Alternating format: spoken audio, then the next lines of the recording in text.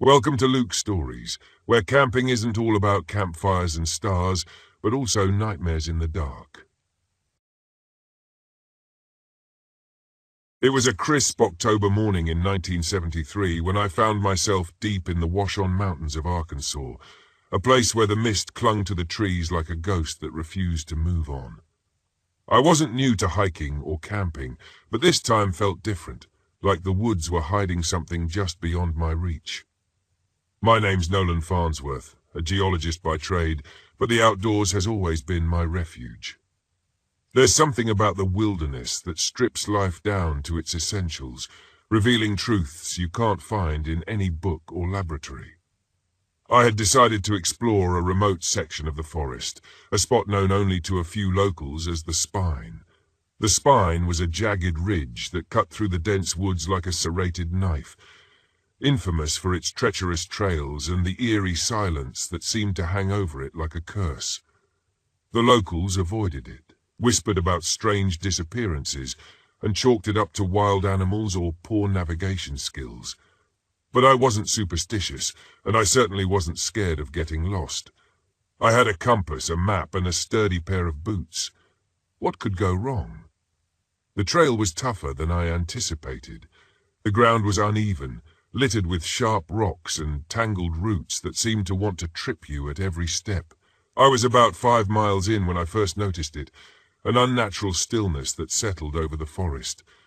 The birds had stopped singing and the rustling of small animals in the underbrush had ceased. It was as if the woods were holding their breath, waiting for something to happen. I pushed on, dismissing the unease that gnawed at the back of my mind. After all, I was here to map out some geological formations for a research paper. I had a job to do, but then I saw it. Something out of place, something that didn't belong in the natural order of things.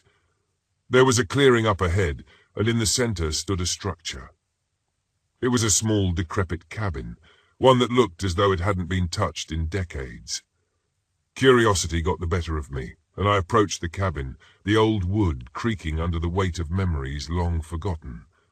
The door was slightly ajar, hanging on rusty hinges that protested as I pushed it open.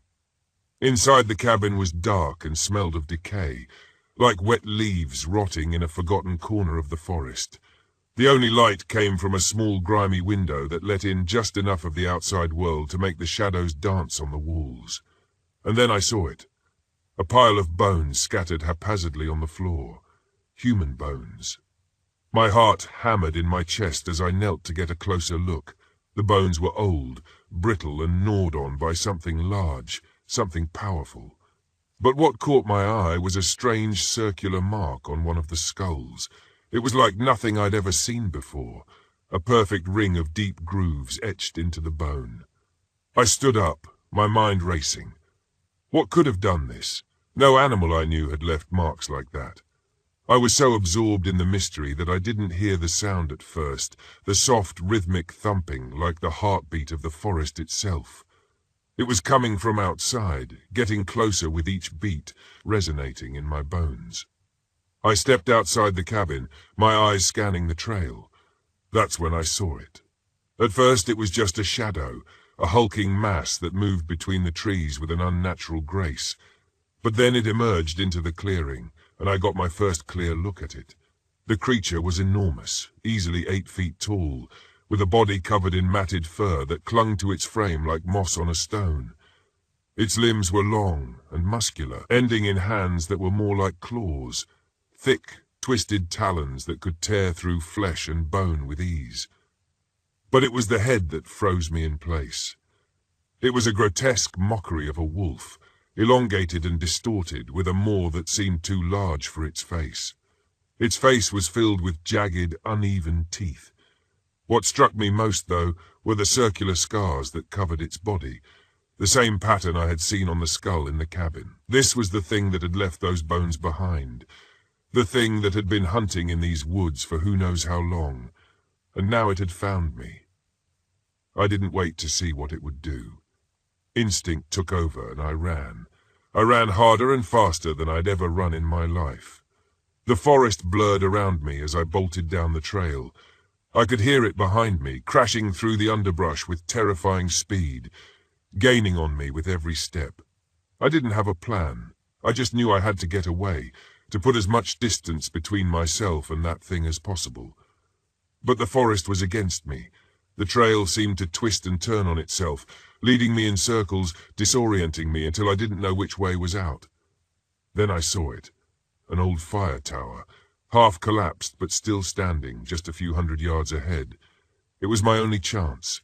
I sprinted towards it, my lungs burning, my legs screaming for relief. I could feel the creature closing in, its hot breath on the back of my neck. But I didn't dare look back. I reached the tower and scrambled up the rickety ladder, the wood groaning under my weight. I didn't stop until I was at the top, my back pressed against the cold metal railing, gasping for breath.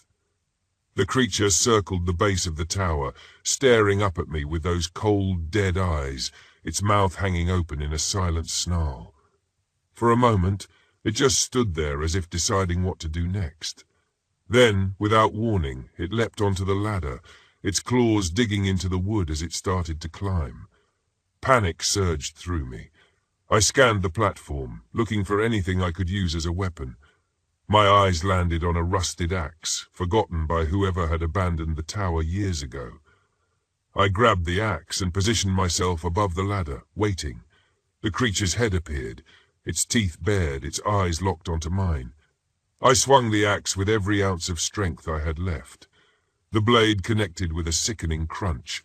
The creature let out a soundless scream as it fell back, hitting the ground with a heavy thud. I didn't waste time watching it die.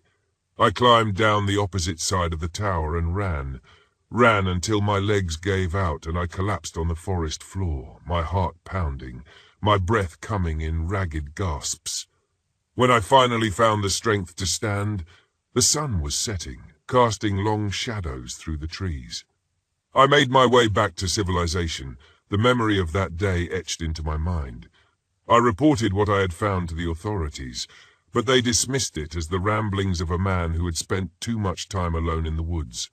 They sent a search party to the area, but they found nothing. No bones, no cabin, and no creature. But I know what I saw, and every time I close my eyes I see it again.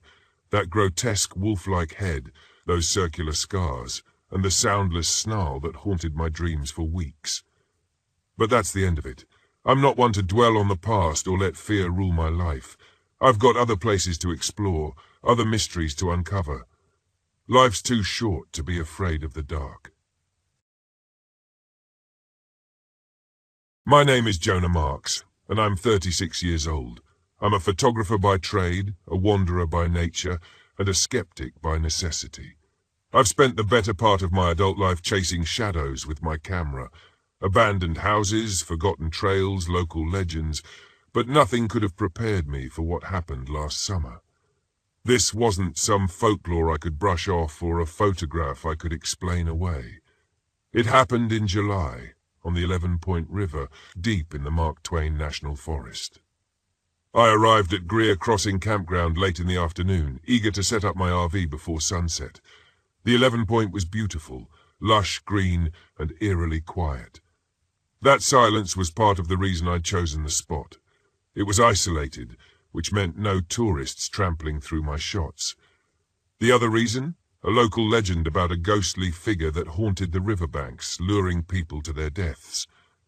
I didn't believe it, of course. It was just another story to add to my portfolio, another forgotten legend to explore. The plan was simple: spend a couple of nights camping, shoot some eerie landscapes, and move on.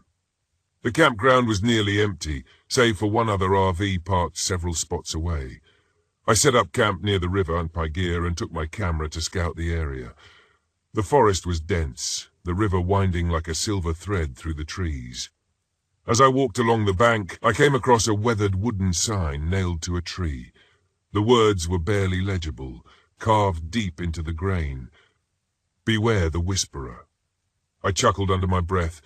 It was probably some prank or an old warning left by locals to keep kids away from the water. But as I stood there staring at the sign, a faint chill ran down my spine. The late afternoon sun cast long shadows across the water, and for a moment I thought I saw a figure standing knee-deep in the river. When I blinked, it was gone. That night, as I sat by the fire reviewing my photos, I couldn't shake the feeling that something was off. The forest was too quiet. No rustling leaves, no chirping crickets, just the crackle of the fire and the gentle rush of the river. It started with a faint splash, like a fish jumping. I glanced toward the water but saw nothing. Then came the whispering. At first, I thought it was the wind, but the sound was too distinct, too deliberate. My name. I heard my name. Jonah. I froze, the hair on my arm standing on end. The voice was soft, barely audible, but it was unmistakable. It sounded like Derek, my younger brother. Derek had drowned when we were kids. We'd been playing near a lake, and I'd looked away for just a moment. By the time I realized he was gone, it was too late. That guilt had followed me my whole life, but I'd never heard his voice before. Not like this. Jonah. I grabbed my flashlight and aimed it at the riverbank. The beam cut through the darkness, illuminating the water, the trees, the rocks. Nothing. I shook my head and turned back to the fire, telling myself it was just my imagination.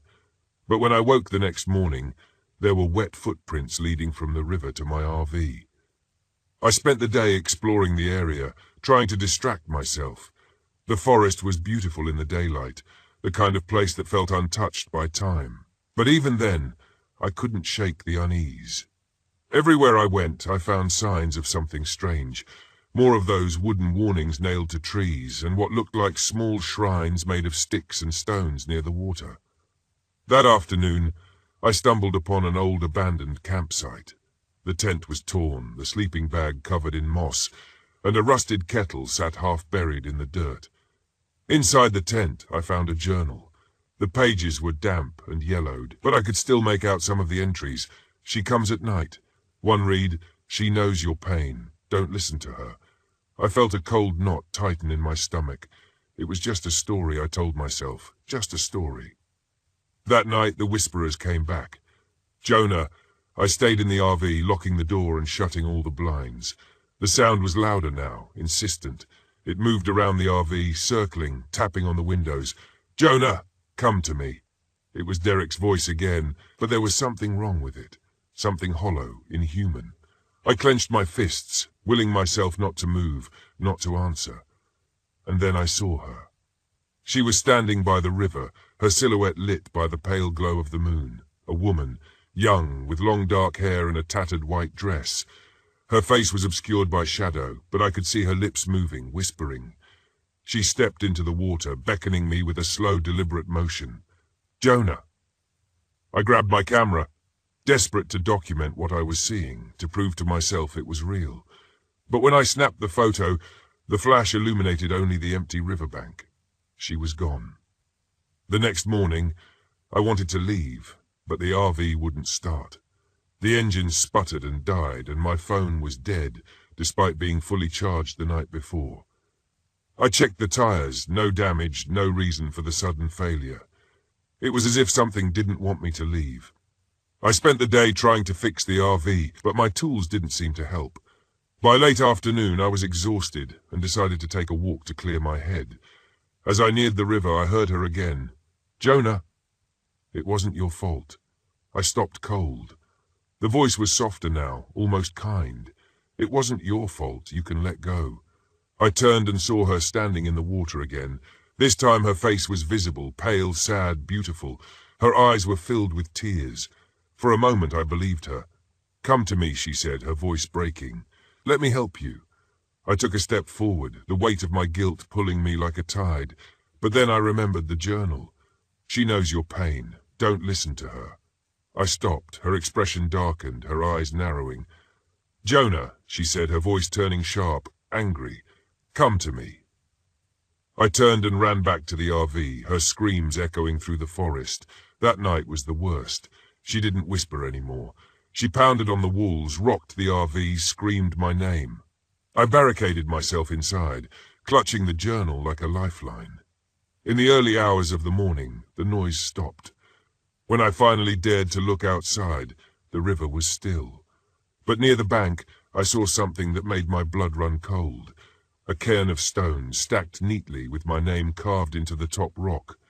I knew then that I couldn't stay. I don't remember how I got the RV started, but I drove out of there as fast as I could.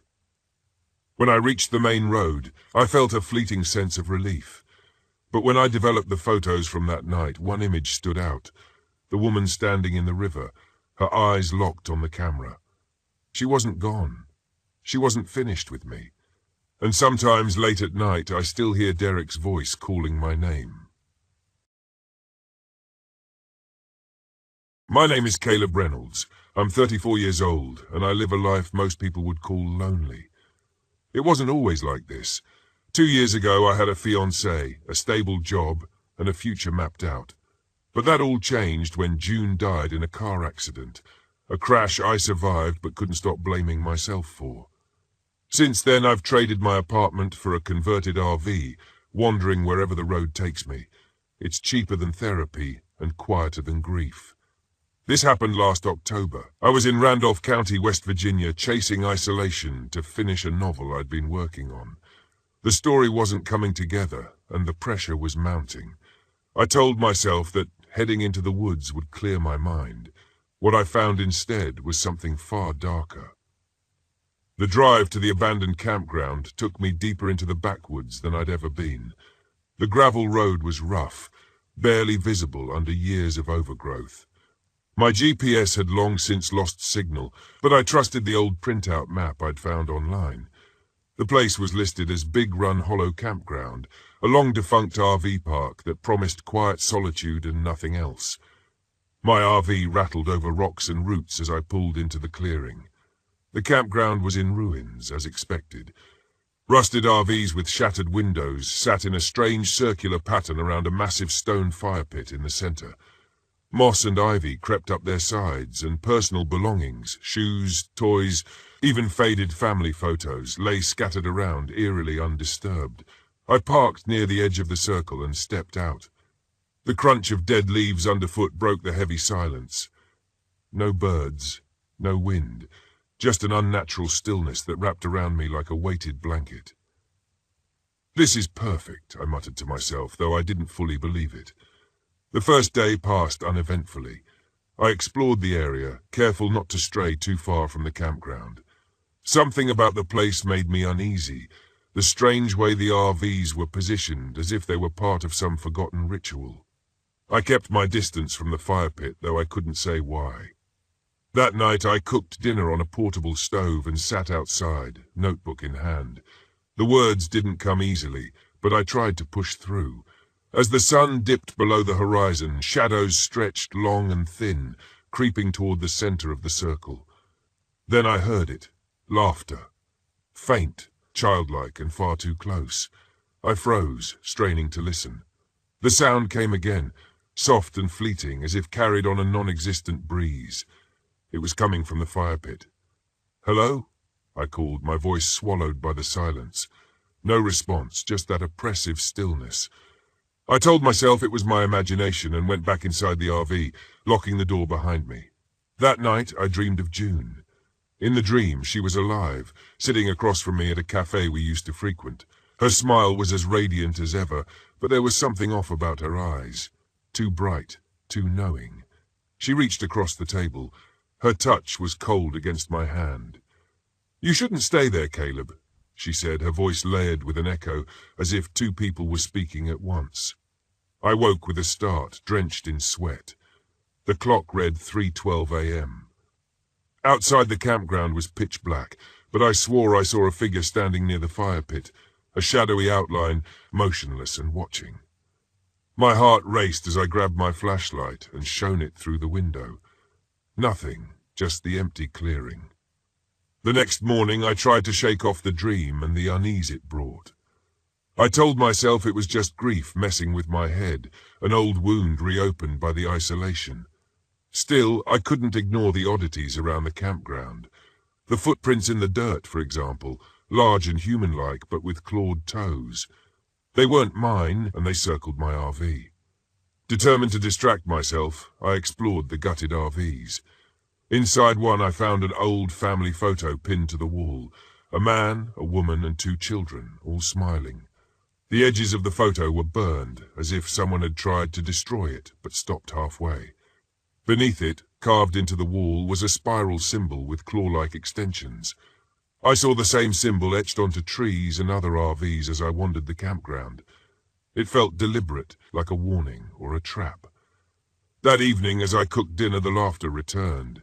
This time it was louder and closer. I spun around, flashlight in hand, but the clearing was empty. Then came the whispers. Caleb. The voice was faint but unmistakable. June's voice. I dropped the flashlight, my pulse hammering in my ears. "June?"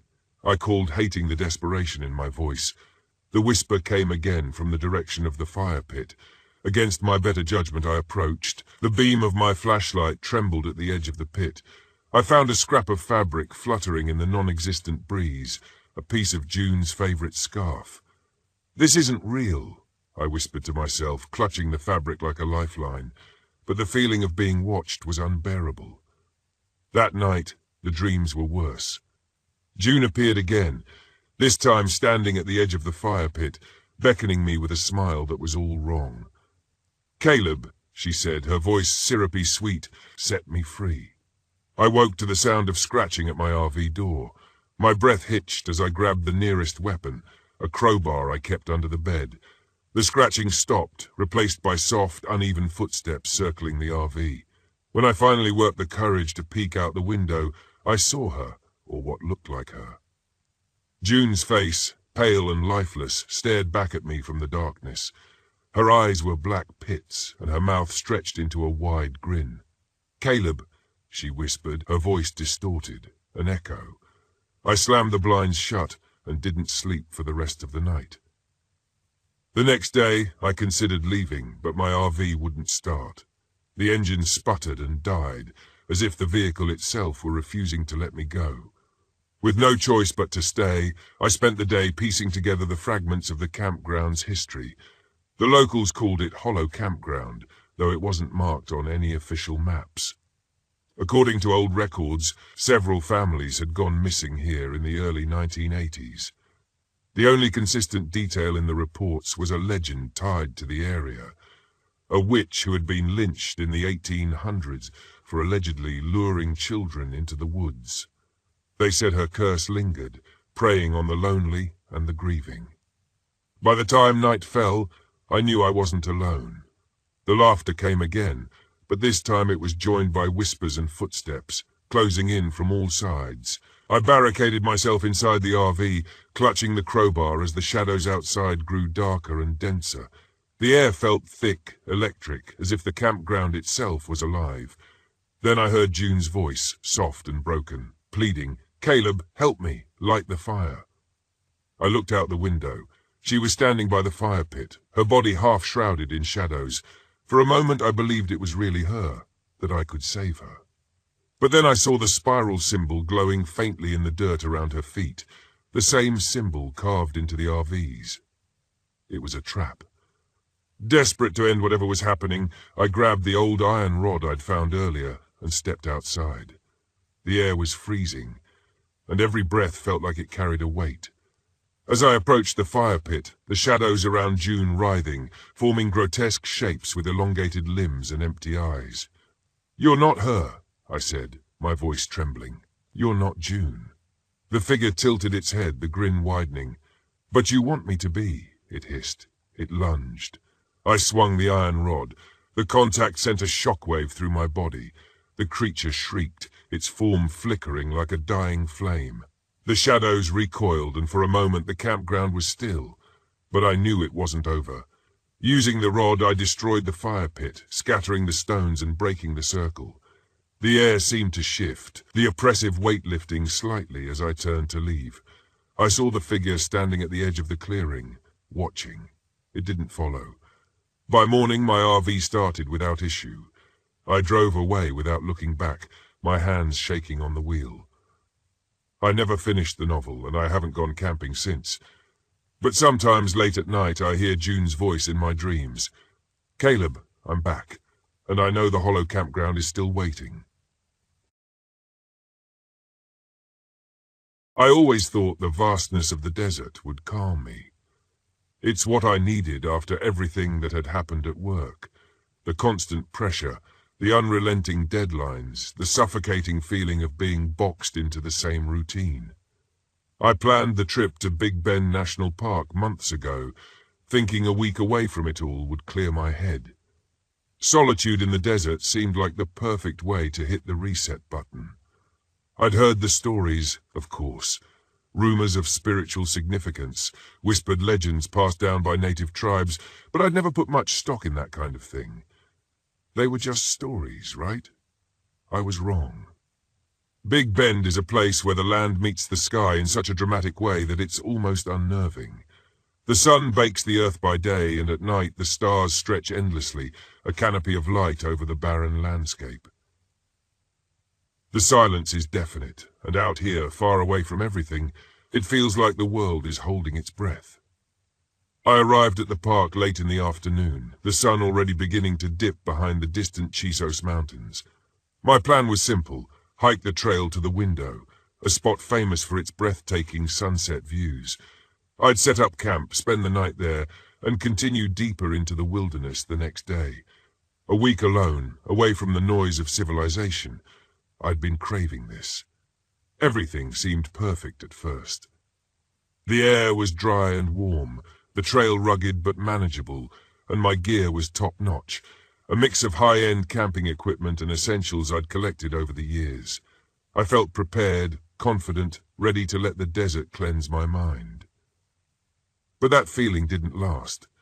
By the time I reached my campsite, I noticed my GPS was flickering, the signal coming and going without explanation. I chalked it up to a glitch. Maybe the battery was low, though I had checked it before I left. Then my phone started to act strange. The battery, which had been at 80% when I arrived, drained rapidly, dropping to 20% in just a few minutes. No big deal, I thought. I wasn't here to use my phone. After all, this was supposed to be my escape from technology. As I set up my tent, the sun dipped below the horizon, and the cold winds swept through the canyon. I hadn't expected the temperature to drop so quickly, and I fumbled through my pack for my jacket. My hands were shaking, and I wasn't sure if it was from the cold or something else. That's when I heard it. The first sign that something wasn't right. It was faint at first, just a whisper carried on the wind, so soft I thought I imagined it. But then it came again, rhythmic, almost like chanting, echoing through the canyon. I paused, holding my breath, straining to hear. There was nothing, just the sound of the wind. "Get it together, Tyler," I muttered to myself. I was overthinking things again. The wind through the rocks, that's all it was. My mind playing tricks on me, feeding into my anxieties like it always did. I finished setting up camp and tried to relax, but the uneasy feeling wouldn't leave me. The silence was oppressive, heavy, as if the desert itself was waiting for something. I tried to brush it off. I was just tired, exhausted, really. That night, as I lay in my tent, the whispers returned, louder this time, clearer. It wasn't the wind. It was something else, something real. The whispers grew, surrounding me, coming from every direction. They weren't in English, not even Spanish. It was an ancient language, guttural and rhythmic, like a chant I couldn't understand. I sat up in my sleeping bag, my heart racing. I reached for my flashlight, but when I clicked it on, the beam sputtered and died. My hands fumbled in the darkness, searching for my backup lantern. When I found it, I clicked it on, flooding the tent with light, but the whispers didn't stop. They only seemed to get closer. I tried to stay calm, telling myself it was just my imagination, but deep down, I knew something was wrong. This wasn't just anxiety. Something was out there. I stepped outside. The cold air hit me like a slap to the face. The fire I'd built earlier had long since died down to embers. I looked around, scanning the landscape with my lantern. That's when I saw it. The small stone cairns, dozens of them, scattered around the edges of my campsite like tiny tombstones. They hadn't been there when I set up camp, I was sure of it. A chill ran down my spine. Someone had been here, or something. My mind raced. Could it have been other hikers? A prank, maybe? But the trail had been empty when I arrived, and this was an isolated spot.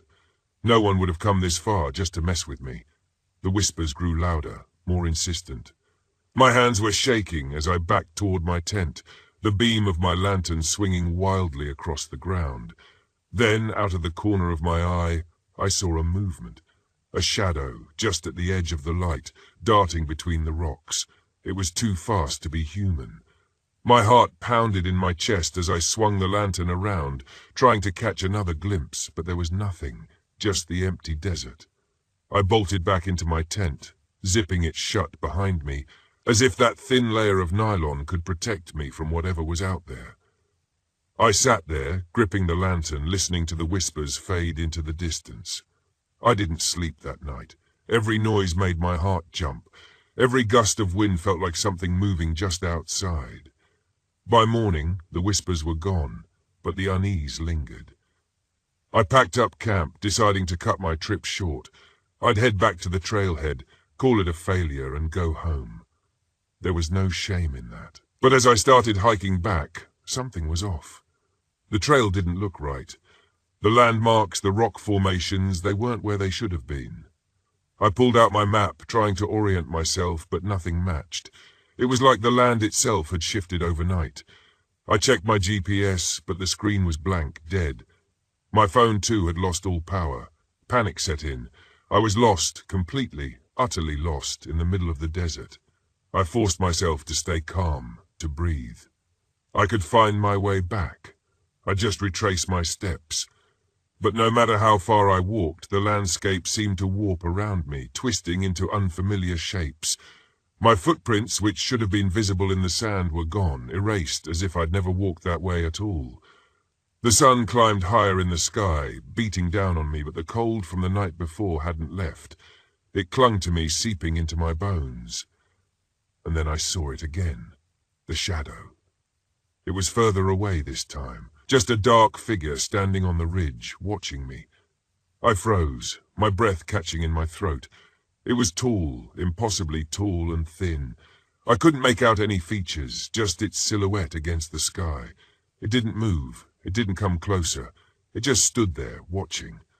I didn't know what it was, but I knew I had to get away from it.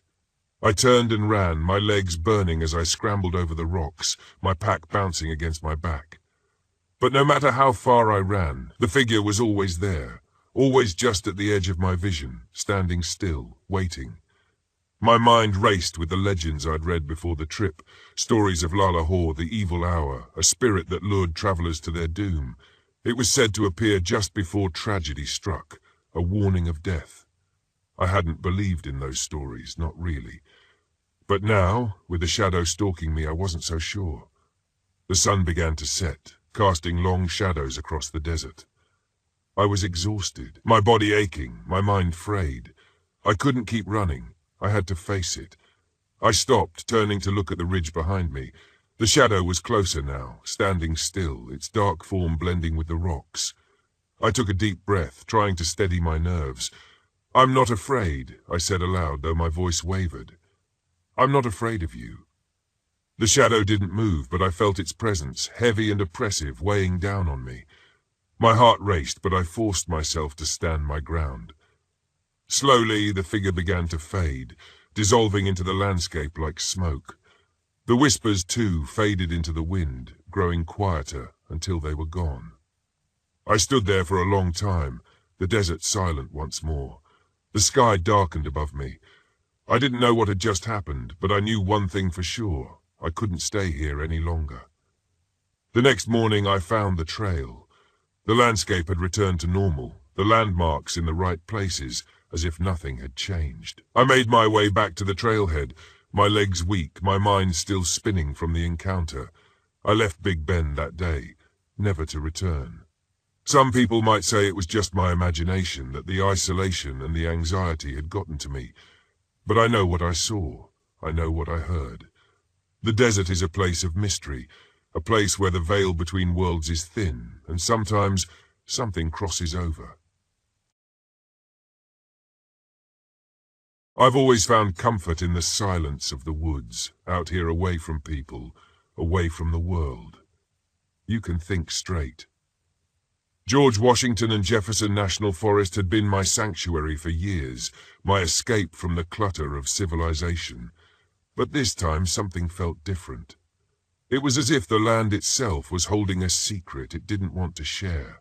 It had been a rough few months. Lisa left me and I couldn't say I didn't see it coming. I'd been distant, losing myself in work, then losing the work altogether. I thought a few days alone, hunting and camping, would clear my head. I needed space, and the mountains were the only place I knew where I could truly breathe. The plan was simple. 3 days, 4 tops. Head out to the edge of Silent Pines, an area where the deer roam freely, and the mountains are still untouched by the tourist crowd. I'd bag a buck, maybe 2, and return with meat for the freezer. Just me, my gear, and the quiet hum of nature. But it didn't take long for that comfort and hum to go disturbingly quiet. The first day was uneventful, at least at first. I parked my truck at the trailhead, loaded up my pack, slung my rifle over my shoulder, and began the familiar hike into the heart of the forest. My boots crunched over the leaf-covered trail as I climbed higher, the dense trees closing in around me. The fresh mountain air was cool, the perfect kind of crisp that made you feel alive, but something was off. I noticed it halfway through the hike. The usual sounds of the forest, the birds, the rustle of small animals in the underbrush, were missing. There was only the sound of my own footsteps and the occasional creak of the trees swaying gently in the wind. I shook it off as nerves. It was always a little eerie out here in the deep woods, especially when you were alone. That was part of the appeal. I told myself it was just the tension I'd been feeling lately. Everything weighing on my chest, turning normal things into problems. I set up camp in the clearing near the stream I remembered from previous trips. The sun was starting to dip behind the mountain ridge, casting long shadows over the landscape. The fire crackled warmly as I cooked up some canned stew, sipping from a tin cup of lukewarm coffee, trying to push away the gnawing feeling that something wasn't quite right. It wasn't until later that night, after the fire had burned low, and I was stretched out in my sleeping bag, that I noticed the first real sign: footsteps. At first, I thought it was just an animal. I mean, what else could it be? Deer? Maybe a raccoon? But it didn't sound like that. It sounded like someone walking, a soft, deliberate crunch in the leaves, moving slowly as if it was circling the camp. I lay still, holding my breath, listening intently. The steps grew closer, then stopped. I sat up slowly, reaching for the flashlight and rifle by my side. The firelight flickered dimly, casting long, jittery shadows around the clearing, but there was nothing there. I scanned the tree line, heart pounding harder than I'd like to admit. Nothing moved, just trees standing tall and silent, watching. Must have been the wind, I muttered, my voice shaky. I lay back down, my grip tight on the rifle. I'd always prided myself on being a tough, no-nonsense kind of guy, but something about those footsteps didn't sit right with me. It wasn't the sound itself, it was the feeling that came with it, like I was being watched. The next morning, things got worse. My water jug was gone. I thought I'd been careful about where I left it, but maybe I hadn't sealed it tight. Maybe an animal dragged it off during the night. I searched the area looking for signs of raccoons or coyotes, but all I found were footprints, human, barefoot and small, like a child's. But what child would be wandering around the woods, miles away from the nearest road, in the dead of night? I crouched down, running my fingers over the soft dirt where the prints had pressed into the earth. They seemed fresh, leading in a slow, meandering pattern around the campsite before disappearing into the woods. My skin crawled, a chill running down my spine as I stared at the tracks, my mind racing through every possible explanation. None of them made sense. By midday, I had convinced myself it must have been some local kids playing a prank. Maybe I'd stumbled into someone's turf without realizing it. But as I hiked deeper into the woods, rifle ready, the sense of unease only grew stronger. Every step I took felt heavy, like the trees themselves were watching me, closing in tighter. Then I saw it. I was tracking a deer along the ridgeline when I noticed movement in the trees just ahead. At first I thought it was the buck I'd been hunting, but then it stepped out into the clearing, a figure, tall, hunched and gaunt. Its body was draped in shadow, but I could see the faint outline of its pale, too long limbs, twisted in ways a man shouldn't be. And those eyes, two glowing yellow eyes, staring right at me. I froze, rifle raised, heart hammering in my chest. For a moment, we just stared at each other, the wind dead and still around us. The figure didn't move, didn't blink. It just stood there, watching me. "Who the hell are you?" I called out, my voice cracking in the silence. No answer. I swallowed hard, taking a step back. The figure disappeared into the trees as silently as it had appeared. My hands were shaking, the rifle's barrel wobbling as I lowered it, my breath coming in ragged gasps. I tried to tell myself it was just a shadow, a trick of the light, but I knew better. I'd seen it, and whatever it wasn't human. That night, the footsteps returned, louder this time, circling the camp with purpose. I stayed awake, rifle in hand, listening to the crunch of leaves as it moved closer. Every time I thought I'd hear it right outside my tent, the steps would stop, leaving only the suffocating silence. I couldn't sleep, couldn't even close my eyes without imagining those yellow eyes watching me from the darkness. By the third day, I was a mess, exhausted, jumpy, paranoid. I hadn't seen the figure again, but I could feel it following me, watching. The forest, once my refuge, had become a prison. I couldn't shake the feeling that no matter how fast I walked, no matter how deep I went, it was always just behind me, waiting. That afternoon I found more footprints. This time, they were right outside my tent, circling it in strange looping patterns. There were dozens of them, overlapping, almost chaotic, as if someone or something had danced around the camp all night. My heart raced as I traced the tracks, panic creeping into my bones. The final straw came that evening. I was sitting by the fire, trying to calm my nerves when I heard it again. The soft whispering voice carried on the wind. It was faint, almost indistinguishable from the rustle of the trees, but I could make out one thing clearly. It was my name. Nate. I shot to my feet, spinning around, scanning the darkened woods for any sign of movement. The voice called again, softer this time, but closer. I couldn't take it anymore. I grabbed my gear, stuffed it into my pack as fast as I could, heart pounding in my ears. I needed to leave now. Whatever was out there, whatever had been stalking me for days, wasn't just a trick of the mind. It was real, and it wasn't going to let me go easily. As I slung my pack over my shoulder and reached for my rifle, I felt it, a presence behind me. I turned slowly, my breath catching in my throat. There, standing at the edge of the firelight, was the figure. Tall, twisted, with limbs too long and eyes glowing a sickly yellow. Its face was pale and gaunt, hollow eyes staring into me as if it could see straight through my skin and into my soul. I raised the rifle, but before I could pull the trigger, it vanished. Just gone, like smoke dissolving into the night air. I ran. I didn't care about the trail, didn't care about my gear. I ran as fast as I could through the forest, branches slapping at my face, rocks and roots tripping me up as I sprinted blindly through the trees. I could hear it behind me, the soft crunch of footsteps following, never far behind. By the time I reached the trailhead, my lungs were burning, my legs felt like jelly, and my mind was racing with fear. I threw myself into the truck, slamming the door shut. The silence inside the cab was deafening.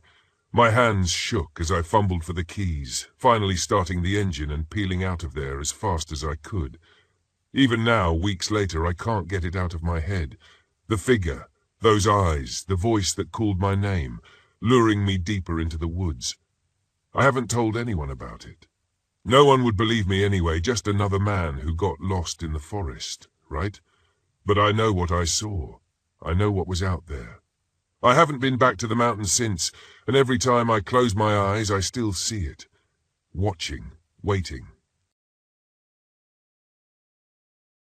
I parked my RV deep in the Black Hills, farther than I'd ever dared to go before. The last sign of civilization had been a gas station over an hour back, and now it was just me, the trees, and the silence. And that was exactly what I wanted. Solitude. After the divorce, I craved it like a drug. I needed this trip to remind myself of who I used to be, before the arguments, before the failures, before the loneliness settled in, like a slow-burning rod. Out here, surrounded by miles of forest, I'd find peace. At least that's what I told myself as I killed the engine, the sudden quiet swallowing me whole. I climbed out of the RV and stretched, breathing in the sharp, cold air. The Black Hills were breathtaking, tall, ancient pines rising like sentinels against the darkening sky. The wind was still, not even a rustle of leaves, just silence. I walked around the clearing, feeling the weight of the world lift ever so slightly with each step. This was why I loved the wilderness, the isolation, the escape. But there was something off this time, a heaviness in the air. I'd been here before, years ago, but it had never felt like this. I shook off the feeling. My mind was playing tricks on me. It had been a rough few months, and I wasn't thinking straight. A couple of nights out here would fix that. I busied myself with setting up camp, though I didn't have much to do. The RV had everything I needed. I lit a fire outside anyway for old time's sake and poured myself a drink. I sat on the fold-out chair and stared into the flames, letting the warmth pull me in. Then I heard it. A sound, faint at first, like tapping. I looked around, but there was nothing. Probably just the forest settling. I turned back to the fire, trying to relax, but the noise came again, rhythmic, deliberate this time. I couldn't shake it off. Animals, I muttered to myself, standing up and shining my flashlight into the trees. The beam cut through the darkness, illuminating the dense undergrowth. I scanned the edge of the forest, expecting to see a raccoon or a deer, but there was nothing. Just the trees, standing tall, unmoving. I took a deep breath and laughed. I was being paranoid. The first night alone always did this to me, made me jump at shadows. I headed back into the RV, locking the door behind me. That night I slept fitfully. Dreams of my ex-wife drifted through my mind, her face twisted in anger, her voice echoing in that same sharp, accusing tone I knew too well. I woke up several times, drenched in sweat, my heart pounding. By morning, the feeling of unease still clung to me like a damp fog. I tried to ignore it, pushing myself to enjoy the day. I spent the morning hiking, trying to lose myself in the familiar sights of the Black Hills, but it was hard to shake the feeling that something was wrong. The woods felt off, too quiet, too still. I returned to the RV just after midday, planning to settle in and enjoy a lazy afternoon. That's when the real problems began. The generator sputtered and died as I tried to start it up. I cursed, fiddling with the switch, but nothing happened. No power, no lights, and no heat. I wasn't worried yet. I couldn't figure it out. I always did, but the frustration simmered beneath the surface. I was already on edge, and the last thing I needed was for the RV to start malfunctioning. I grabbed my toolkit and went outside, working on the generator for what felt like hours. As I crouched next to the RV, I thought I heard footsteps behind me. I froze, wrench in hand, listening. There it was again, soft, slow steps like someone was circling me. I whipped around, but the forest was empty. Just the same dense pines left standing silent, watching. "Get it together, Jack," I muttered, turning back to the generator. By dusk, I was back inside. The generator was still dead, and the RV was cold, but I told myself it was fine. I'd built a fire outside, so I didn't need heat in here. I sat by the fire again, staring out into the forest, hoping the flames would chase away the anxiety that had been building all day. That's when I saw them. Shadows, just at the edge of the firelight. They were tall, thin, humanoid, but wrong somehow. Too elongated, too stiff. They stood between the trees, unmoving, watching me. My breath caught in my throat as I blinked, thinking I was imagining things, but they didn't disappear. They were still there, standing in the shadows just beyond the fire. "Who's there?" I called out, my voice cracking. No response. The figures remained still, their hollow eyes fixed on me. I stood up slowly, grabbing the flashlight and shining it toward them. But the beam seemed to bounce off the darkness. unable to penetrate the trees. When I lowered the light, they were gone.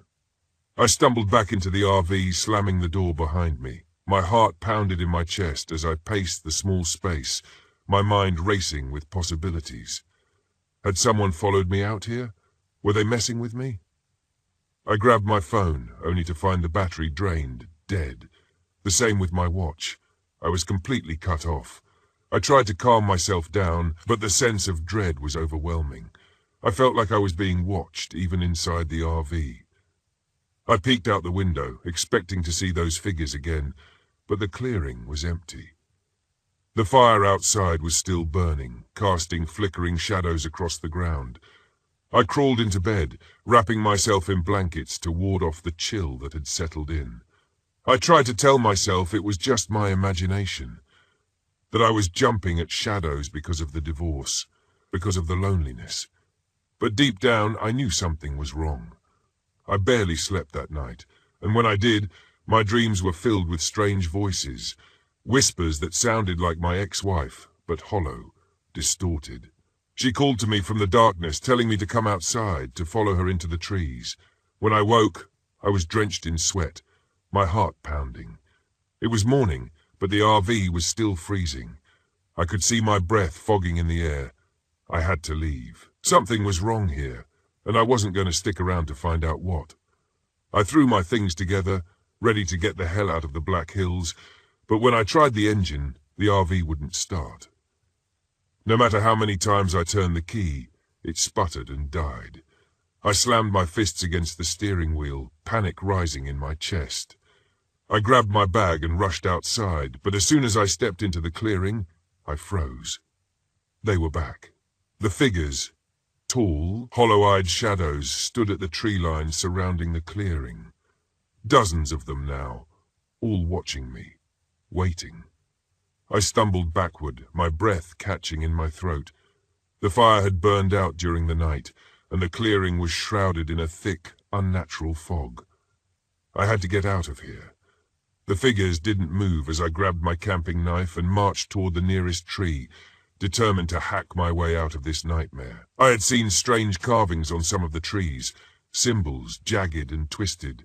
Maybe they had something to do with this, something to do with the figures. With trembling hands, I drove the blade into the bark, carving through the strange lines. As soon as I broke the symbol, the air shifted, the shadows flickered, and for a moment I thought I heard a low echo and wail. I didn't stop. I hacked at the trees, cutting through every symbol I could find. The voices in my head grew louder with each slash. My ex-wife's voice, distorted and hollow, begged me to stop, telling me to come into the forest, to let go, but I didn't listen. I couldn't. Finally, when I had cut through the last symbol, the air went still. The figures at the tree line melted away, dissolving into the fog. I stumbled back to the RV, my legs weak, my mind spinning. The engine roared to life on the first try. I sped out of the clearing, not daring to look back. The Black Hills vanished behind me, swallowed by the fog. But even now, as I write this, I can still feel them watching, waiting.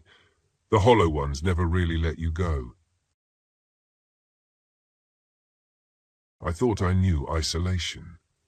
I'd spent years driving across the country chasing celestial events, camping in places no one else dared to go. Black Rock Desert was supposed to be no different. I'd chosen this spot because it was one of the darkest places in the United States, far from the light pollution of cities, with nothing but the stars above and the cracked earth below. A perfect place to watch the meteor shower I'd been anticipating for months. But the desert has a way of getting under your skin. I arrived in the late afternoon, the sun blazing high, its rays bouncing off the endless white of the salt flats. The ground stretched out in every direction, flat and featureless, interrupted only by distant mountains rising like ghosts on the horizon. It was beautiful in a desolate way, the kind of place that makes you feel small and insignificant. Exactly what I needed. The RV's engine rumbled to a stop, kicking up dust as I parked. I opened the door, stepping into the dry, hot air. The silence was immediate. No wind, no rustling leaves, no distant hum of civilization. just a profound, almost oppressive stillness. I told myself it was peaceful, that this was what I wanted, a few days alone in the desert to focus on my photography and watch the night sky. But as I looked out over the vast expanse of cracked earth, a strange feeling settled in my chest, like a weight pressing down. I brushed it off. It had been a long drive, and the heat was getting to me. I'd feel better once the sun went down. I spent the first few hours setting up camp, adjusting my telescope, and testing my camera equipment. The sky was still a blazing blue, but the desert's unforgiving heat was beginning to fade, replaced by a sharp chill as the sun sank lower. By the time dusk arrived, the temperature had plummeted, and I retreated into the RV to grab a jacket before stepping back outside. That's when the radio first crackled to life. I'd brought my old ham radio along, hoping to catch some weather updates or maybe listen in on local astronomy broadcasts. I hadn't expected much out here, but the static-filled hum surprised me. I turned the dial, searching for a signal, and for a moment I thought I'd found one. A faint voice cutting through the static. "Don't stay." I froze. The words were barely audible, like a whisper carried on the wind, but they were unmistakable. I leaned closer, adjusting the frequency, but the voice was gone, replaced by the familiar hiss of static. I turned the radio off, chalking it up to interference, old equipment, or weird atmosphere. Still, the unease in my chest was growing. The first night was incredible. The sky came alive with meteors streaking across the blackness, more stars than I'd ever seen in my life. I stood in awe, snapping pictures, adjusting my telescope, completely losing track of time. Out here under the stars, the rest of the world felt far away. It was just me, the night, and the vastness of space. And yet something nagged at me. When I reviewed the photos later, I noticed something strange in the background of one of my long exposure shots. There was a blur, a faint, almost imperceptible smudge. At first I thought it was a mistake. Dust on the lens, maybe, or a glitch in the camera's settings. But as I scrolled through the rest of the images, the blur appeared again and again in each photo. It seemed to be getting closer to the RV. I wiped the camera lens, took another shot, and stared hard at the screen. Nothing. It had to be some kind of artifact from the desert air, the heat mixing with the cold night, playing tricks on the lens. Still, the feeling in my chest tightened. I turned in early, trying to push the unease aside, telling myself I'd check the equipment in the morning. Day 2 was different. I woke to a stifling heat that even the RV's air conditioning couldn't seem to fight. I cursed, fiddling with the controls, but the air blowing through the vents was weak and warm. I grabbed a bottle of water and stepped outside, hoping the breeze would provide some relief, but the air was dead still as the grave. I spent most of the day trying to fix the RV's engine, which had been acting sluggish since I arrived. I knew I should be enjoying the desert, but the more time I spent out there, the more the silence started to gnaw at me. It wasn't the peaceful isolation I had expected. It felt watchful. As the day dragged on, the sun beat down, turning the ground beneath my feet into a furnace. The radio, which had been quiet since last night's strange transmission, crackled to life again. This time, the voice was clearer. "Danger. You need to leave." I dropped the wrench I was holding, staring at the radio in disbelief. The voice was faint, distorted, like it was coming from miles away, but it was unmistakable. Someone or something was speaking to me. I snatched up the radio, twisting the dial, trying to find the source. Static, nothing but static. The voice was gone again, leaving me standing in the middle of the desert, sweat running down my back, my heart hammering in my chest. I should have left then. I should have packed up and driven out of there. But the RV's engine was still stalling, and part of me didn't want to admit that I was spooked. This was why I came out here, wasn't it? To face my fears, to be alone in the dark. I stayed. And that night the shadows came. The meteor shower was more intense on the second night, the sky alive with fire and light. I sat by the RV, staring up at the heavens, the vastness of the universe overwhelming. But no matter how beautiful the stars were, my eyes kept drifting back to the edges of the desert, where the darkness seemed to pool, thick and impenetrable. It was there, at the far edge of my vision, that I first saw the figure. A shape, standing just beyond the reach of my campfire's light. At first I thought it was a trick of the eye. The desert plays with your perception. Distances blur, shadows stretch. But when I blinked, the figure was still there, standing, watching. I grabbed my camera, adjusting the focus, snapping a shot before the figure disappeared. I wasn't sure what I was expecting, maybe an animal or even another camper who'd wandered too close. But when I checked the camera's screen, my blood went cold. The figure wasn't human. It was tall, too tall, with elongated limbs and a strange, distorted form. It was like a shadow brought to life, a smear of darkness against the starlit sky. The more I stared at it, the more unreal it looked. The hair on the back of my neck stood up, and I slowly lowered the camera. When I looked again, the figure was gone. The air was suddenly freezing, the kind of cold that bites at your skin. I retreated into the RV, locking the door behind me, my heart racing. I told myself I was imagining things. The desert played tricks on people. I'd read about it. People seeing things that weren't there, hearing voices carried on the wind. But that didn't explain the figure in the photo. The night dragged on, and I stayed awake, listening for anything, any sound, any movement. But all I heard was the persistent hum of the radio and the static growing louder by the minute. The next day, I knew I had to leave. Whatever was out there, it wasn't just my imagination. The figure, the voices, I couldn't explain it, and I didn't want to. I packed up as quickly as I could, but when I turned the key in the ignition, the RV sputtered and died. I tried again and again. Nothing. I stepped out into the desert, sweat pouring down my face. The heat was oppressive, and the silence pressed in on me, suffocating. I tried to call for help, but my phone had no signal, and the radio was useless, just a constant, garbled stream of static. Then the voice returned, louder than ever. "Stay, come closer." It wasn't a whisper anymore. It was a command. And when I looked out across the desert, I saw the figure again, closer this time, standing in the distance. Its form was hazy and indistinct, but unmistakable. It was waiting for me. My legs felt like lead as I backed toward the RV, my breath coming in ragged gasps. The air was freezing now, the warmth of the day gone, replaced by a bone-deep chill. I knew in that moment that if I stayed, I would become like the figure, a shadow, a ghost, trapped in this forsaken place, wandering the desert forever. I ran. I don't know how I got the RV started. Maybe it was adrenaline, or maybe sheer panic.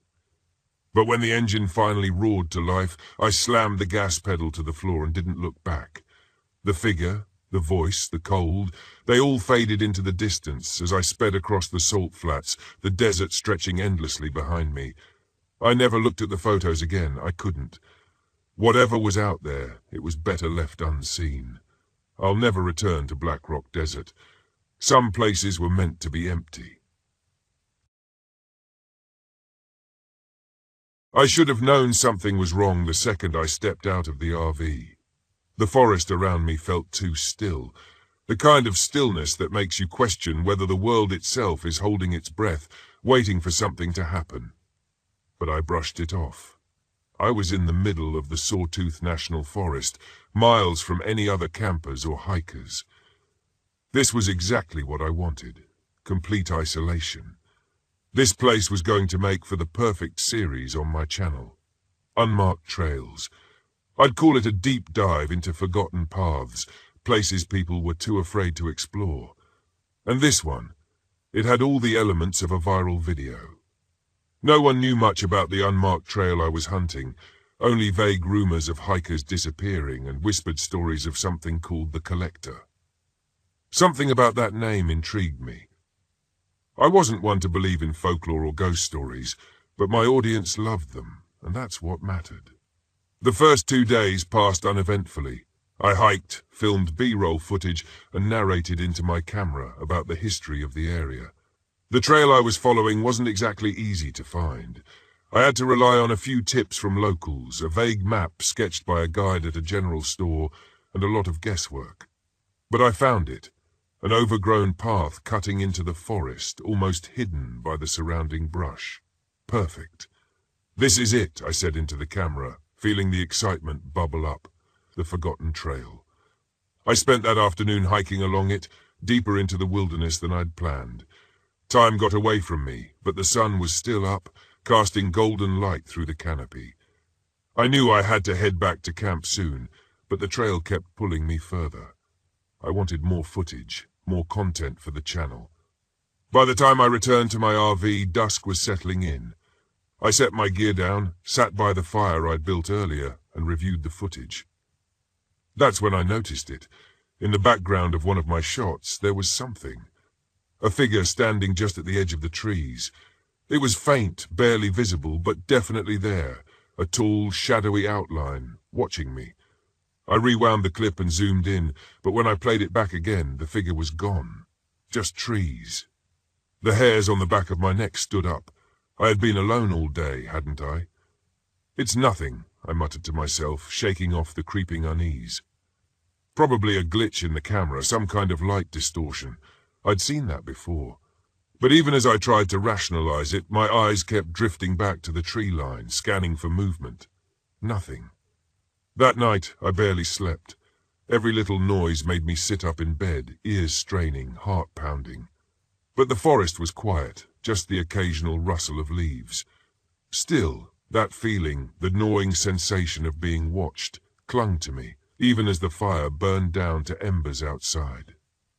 The next morning, I pushed my nerves aside and geared up again. Today was the day I was going to push deeper into the trail. I was determined to find something, anything that could give my channel the edge I was looking for. I packed my camera, drone, and enough supplies to last until nightfall. As I set off, something felt different. The forest had taken on an oppressive quality. The air was heavier, the light dimmer. The trail seemed to have changed too. The trees were growing closer together, the undergrowth thicker. Landmarks I thought I'd passed before were suddenly missing, or maybe I'd misremembered them. Either way, I felt more disoriented than I'd like to admit, but I pressed on. Several hours into the hike, my camera started malfunctioning. The battery, fully charged that morning, drained rapidly. The drone refused to take off. When I checked the footage I'd shot, static filled the screen, blurring everything. My frustration grew, but I wasn't about to quit. Not yet. That's when I saw it again. Ahead on the trail, the figure. It stood between two trees, far enough away that I couldn't make out any details, but close enough to feel its presence. Tall, impossibly tall and still. My breath hitched as I fumbled for the camera, but by the time I raised it, the figure had vanished again. I stood frozen for a moment, my pulse racing. What the hell was that? I wasn't imagining things. There had been someone or something out there. But there was no sign of anyone now. No footprints, no rustling leaves, just silence. I should have turned back then. I should have packed up and left. But something deeper than curiosity kept me going. It was pride, maybe ego, the need to prove to myself that I wasn't just a YouTuber chasing shadows. I was a professional. I knew these woods. I pressed on, my mind racing with thoughts of how this footage, real or not, could be my breakthrough. I could see the thumbnails, the titles, the cursed collector trail, captured on film. It would go viral, guaranteed. But as the hours dragged on, the trail seemed to twist and turn in ways that didn't make sense. I wasn't sure how far I'd gone anymore. The sun, which should have been high in the sky, seemed to hang low, casting long shadows earlier than it should have. And then I heard the whispers. At first, they were faint, barely audible over the crunch of my boots on the dirt, but the deeper I went, the clearer they became. Voices, indistinct, like a conversation just out of earshot. I stopped, straining to listen. My heart thudded in my chest. "Ryan?" The voice was soft, almost gentle, but hearing my name sent a cold shiver down my spine. I spun around, scanning the forest, but there was no one. Just trees. And then there it was again. The figure there's closer this time. It stood in the shadows, tall and unmoving, its eyes glowing faintly in the dim light. I took a step back, my breath quickening. This wasn't possible. It couldn't be real. Ryan.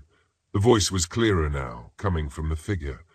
My legs felt heavy, frozen in place as I stared, unable to look away. It didn't move, didn't approach. It just stood there watching. I fumbled for my camera, hands shaking, but when I hit record, the screen flickered and went black. The battery was dead again. My phone too, completely drained, though it had been fully charged that morning. Panic surged through me. I turned and bolted down the trail, my feet pounding the dirt. But no matter how far I ran, the forest seemed to stretch on forever. The landscape twisted around me, trails splitting off in directions I hadn't seen before, paths looping back on themselves. I was trapped. I stopped to catch my breath, leaning against a tree, my head spinning. The whispers hadn't stopped. They circled around me now, growing louder, more insistent. Come deeper. I shook my head, trying to clear the fog of fear that clouded my mind. I wasn't going to let this happen. I'd survived worse. I just needed to think, to get my bearings. But then I saw it, my camp. The RV. I stumbled forward, relief flooding through me as I reached the clearing. But something was wrong. The RV looked different, older, like it had been sitting there for years, weathered and decaying. I backed away slowly, my mind racing. This wasn't possible. I had only been gone a day, 2 at most, but the way the RV sagged, its windows cracked, and the rust that ate away at the metal, it felt like I'd been gone for much longer. Ryan. The voice was right behind me. I turned, and there it was, the collector.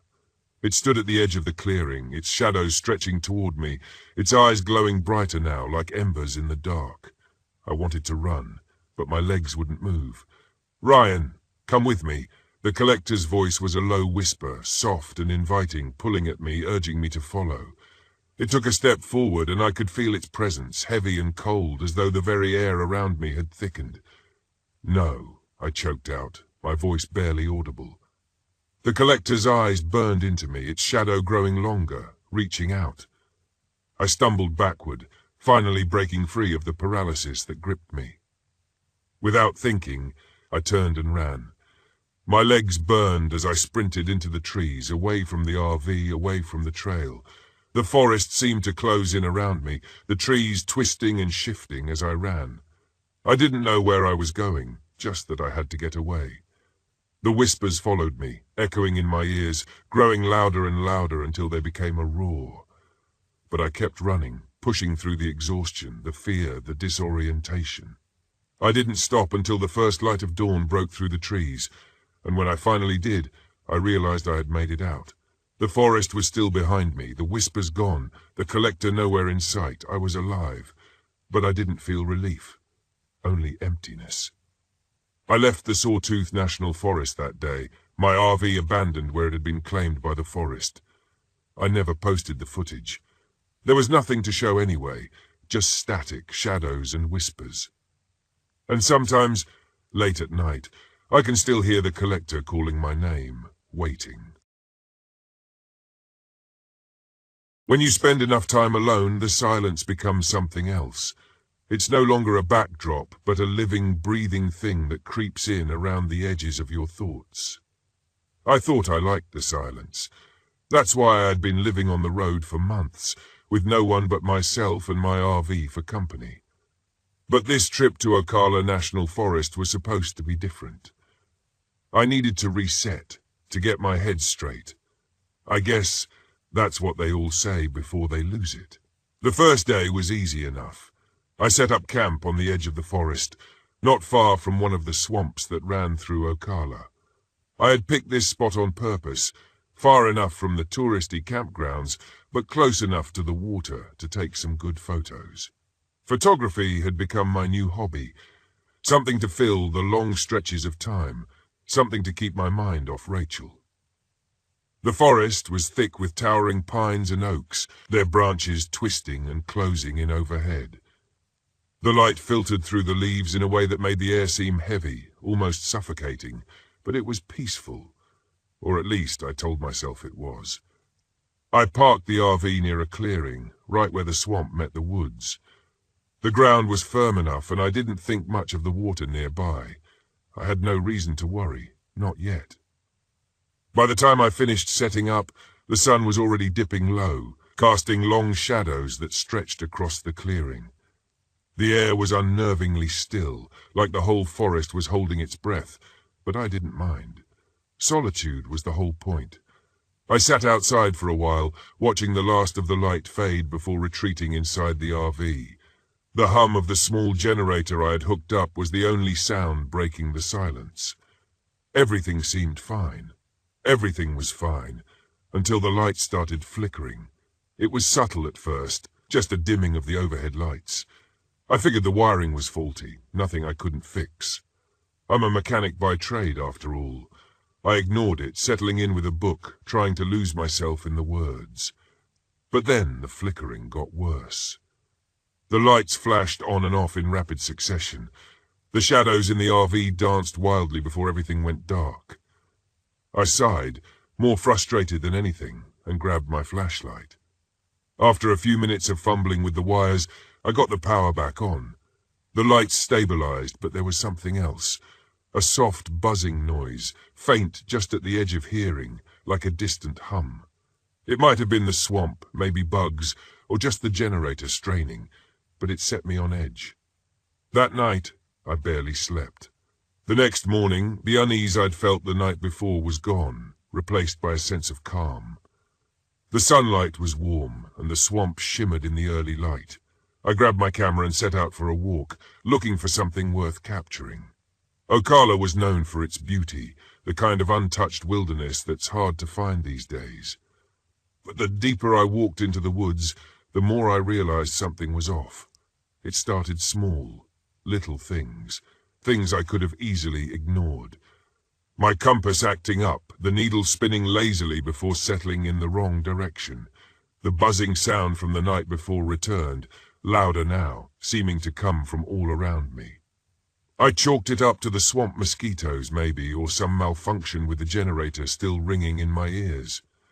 But when I came back to camp, I noticed the first real sign that something wasn't right. My gear, things I'd left on the picnic table outside, were scattered across the ground, not in a way that suggested wind either. The table had been cleared. My flashlight, the lantern, the tools I'd left out, all of them were scattered in a perfect line toward the swamp. I stopped, staring at the items. Someone had been here or something. I'm not easily spooked, but my gut told me to get back inside, lock the doors. That night I sat in the RV, every light on, clutching a lantern just in case the power flickered again. I told myself it was fine. Probably some animal. Bears get curious, right? But when the tapping started, I couldn't shake the feeling that I wasn't alone. It was soft at first, just a light tapping on the window, like something brushing against it. I glanced over, but didn't see anything.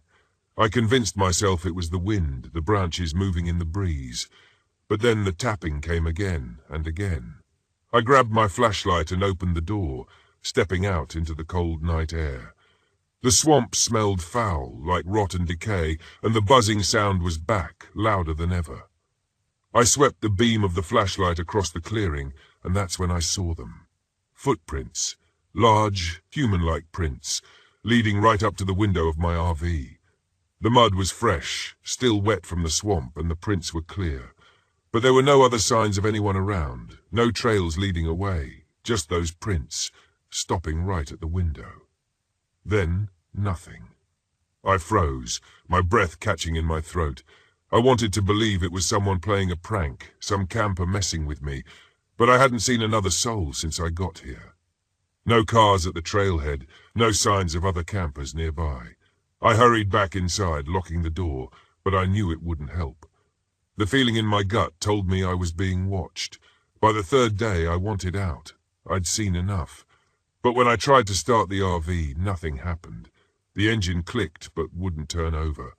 I tried again and again, but the RV refused to start. Panic settled in.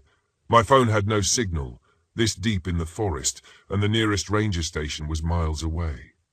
The buzzing sound was louder now, constant, like a low hum in the back of my skull.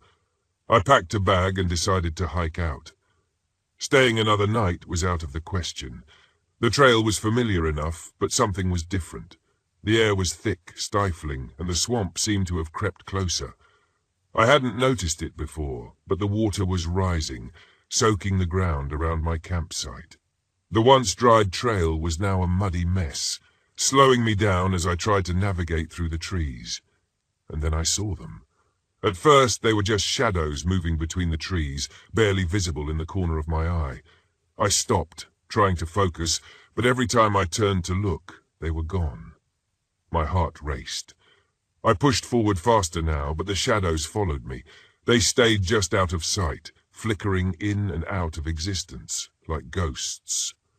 By the time I reached the halfway point, the whispers started. It wasn't loud, just a faint, distant murmur, but it was unmistakable. Voices speaking in a language I didn't understand, too quiet to make out the words.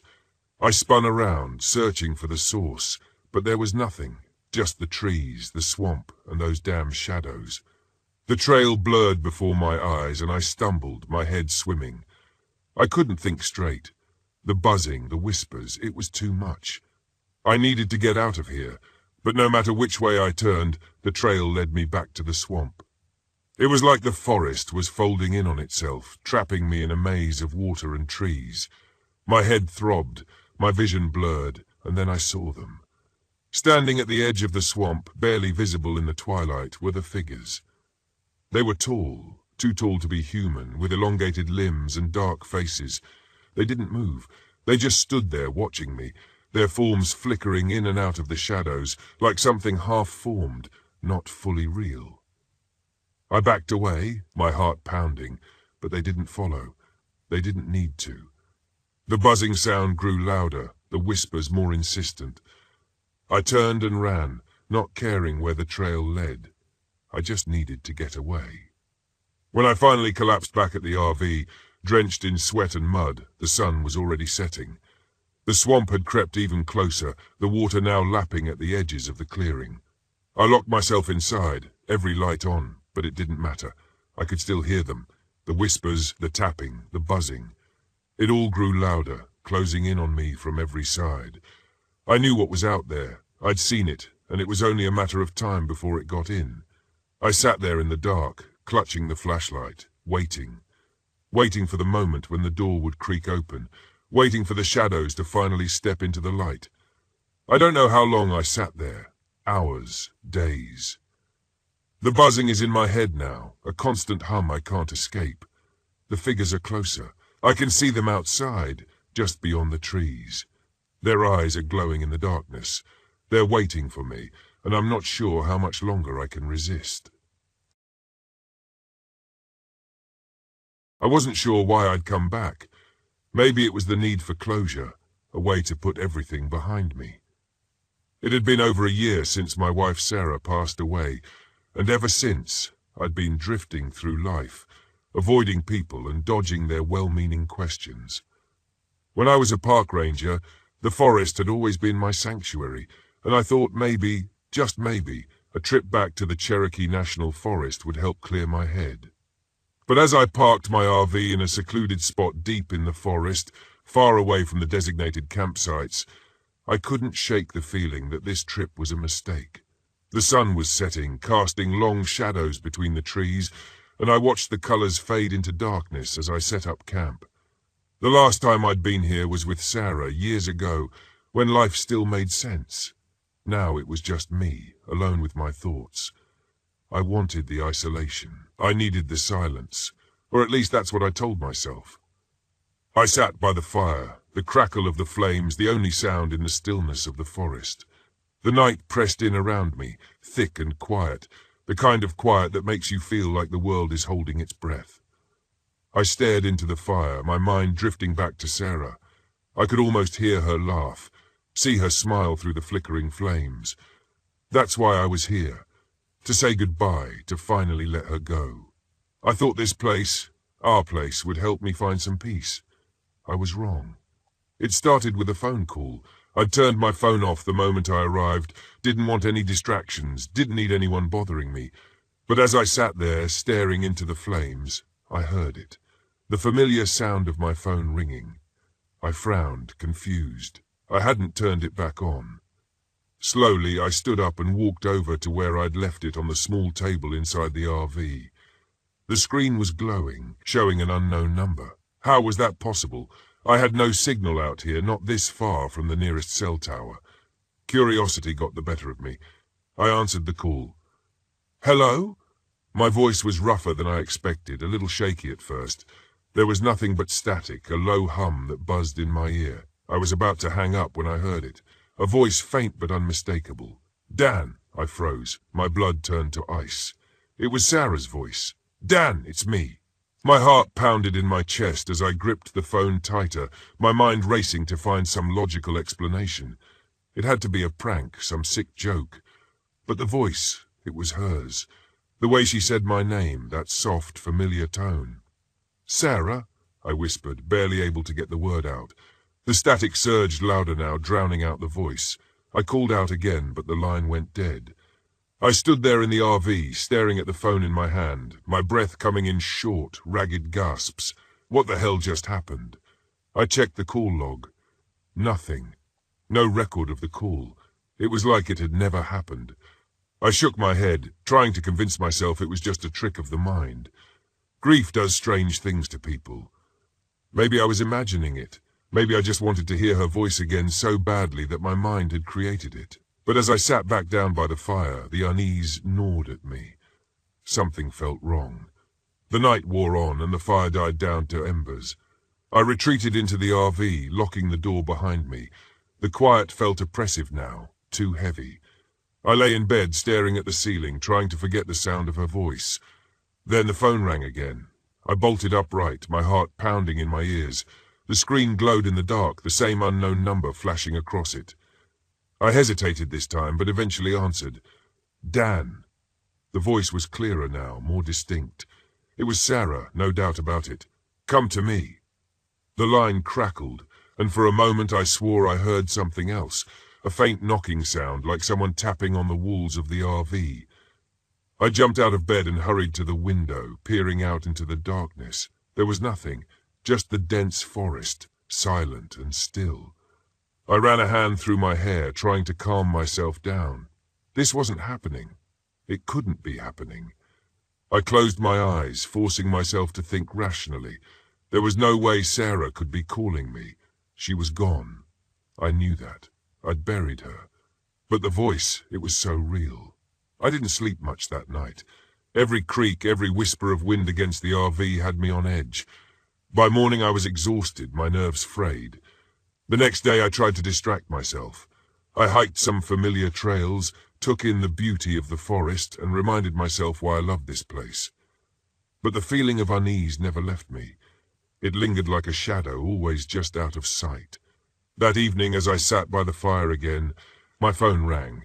I stared at it, dread pooling in my stomach, the same unknown number, the same impossible call. I let it ring, watching the screen until it finally stopped. I breathed a sigh of relief, thinking maybe it was over. But then the RV shook. It was subtle at first, just a faint tremor, like something had bumped into it. I stood up, glancing around the campsite. No wind, no animals, nothing that could have caused it. Then I heard the knocking again. Soft, deliberate, like someone tapping on the side of the RV. I grabbed the flashlight and stepped outside, shining the beam into the trees. The light cut through the darkness, but there was no one there, just the empty forest, silent as ever. I took a deep breath, forcing myself to stay calm. It had to be an animal, a deer maybe. But as I turned back to the RV, I saw it, a figure just at the edge of the trees. It was too far to make out clearly, but it looked like a person. My heart skipped a beat. "Hello?" I called, my voice shaky. The figure didn't move. I took a step closer, squinting into the darkness. The figure stepped back, disappearing into the trees. I ran after it, the flashlight bouncing wildly in my hand. "Wait!" But when I reached the spot where the figure had been, there was nothing. No tracks, no signs that anyone had been there at all. Just me and the towering trees, their branches twisting overhead like skeletal hands. I turned back, my head spinning. This couldn't be real. It had to be the grief, the isolation messing with me. Maybe I'd finally lost it. As I walked back to the RV, my phone rang again. I didn't want to answer it, but I couldn't stop myself. I picked it up, my hand trembling. "Dan, I'm here. Come to me." The voice was so clear now, so real. It sounded like Sarah was right there with me, just out of reach. "I miss you," she whispered. "Come find me." My chest tightened. Tears stung my eyes. I wanted to believe it. I wanted to believe she was still out there, waiting for me. But I knew it wasn't her. It couldn't be. I slammed the phone down and ran into the RV, locking the door behind me. The knocking started again, louder this time, more insistent. Something wanted me to open that door. Something wanted me to follow. I sat there in the darkness, listening to the knocks, the whispers, my heart racing. I didn't sleep that night. I couldn't. The following day, I packed up camp. Whatever was out there, I wasn't going to wait around to find out. I needed to leave now. But the forest had other plans. As I drove through the winding forest roads, trying to make my way back to the main road, I realized something terrifying. I was lost. No matter which turn I took, I ended up back in the same place. The same trees, the same path. The forest was keeping me here. My phone rang again. I ignored it, but the knock came back, echoing through the RV, louder and louder, until I couldn't take it anymore. I slammed on the brakes, jumping out of the RV, screaming into the trees. "Leave me alone." The forest answered with silence, and then the whispers returned. Sarah's voice rising on the wind, calling to me, luring me deeper into the trees. I didn't follow. I couldn't. Instead, I grabbed the only thing I had left, my lighter. I built a fire bigger than any I'd made before, the flames roaring into the sky. The knocks stopped. The whispers faded. The forest was quiet again. But I knew deep down it wasn't over. I eventually found my way out, back to civilization, but I left the RV behind. I couldn't bring myself to take it with me. I knew what was waiting in those woods. I never went back to the Cherokee National Forest, and every night when the phone rings I don't answer, because I know it's not her. I should have known better than to trust an unmarked road. After years of travel writing, you'd think I'd have a sharper instinct for bad decisions. But there I was, driving deeper into Fort Pinchot National Forest, chasing a forgotten trail that was supposed to lead me to a ghost town no one could find anymore, vanished off the map. The ranger at the visitor center had said with a grin, "People go looking for it and never see it again. It's like the road just swallows you up." He laughed, but I could see the glint in his eye. He loved spinning those kinds of tales for tourists. But I wasn't a tourist. I was a writer, damn it. I had an assignment to finish, and there was no room for ghost stories. I followed the narrow, crumbling logging road as it wound deeper into the trees. My RV rattled along, tires crunching over fallen branches and loose gravel. The road narrowed, barely wide enough for my rig, but I kept going. I'd done my research, and this was the right way, even if the forest seemed determined to reclaim the path. It had been a long day, and I was eager to set up camp and relax before exploring the area the next morning. The further I went, the thicker the trees grew, their branches knitting together overhead, blotting out the late afternoon sun. My GPS had long since lost signal, but I didn't need it. I was prepared. I had maps. I was confident I didn't get lost easily. But as I rounded the last bend in the road, something changed. The sky had been clear earlier, but a dense fog was rolling in now, thick and fast. I could barely see 10 feet in front of me. The road, which had been clear just moments ago, seemed to dissolve into a grey blur. I slowed to a crawl, squinting through the windshield. Just up ahead, a small clearing appeared through the mist. It wasn't much, but it was enough room for me to park the RV. I didn't have many other options. I pulled in, killed the engine, and stepped outside. The fog clung to everything, making the air feel damp and cold. It shouldn't have been this cold, not in early fall. The chill crept into my bones, but I pushed it aside and started setting up camp. Something about the silence gnawed at me, though.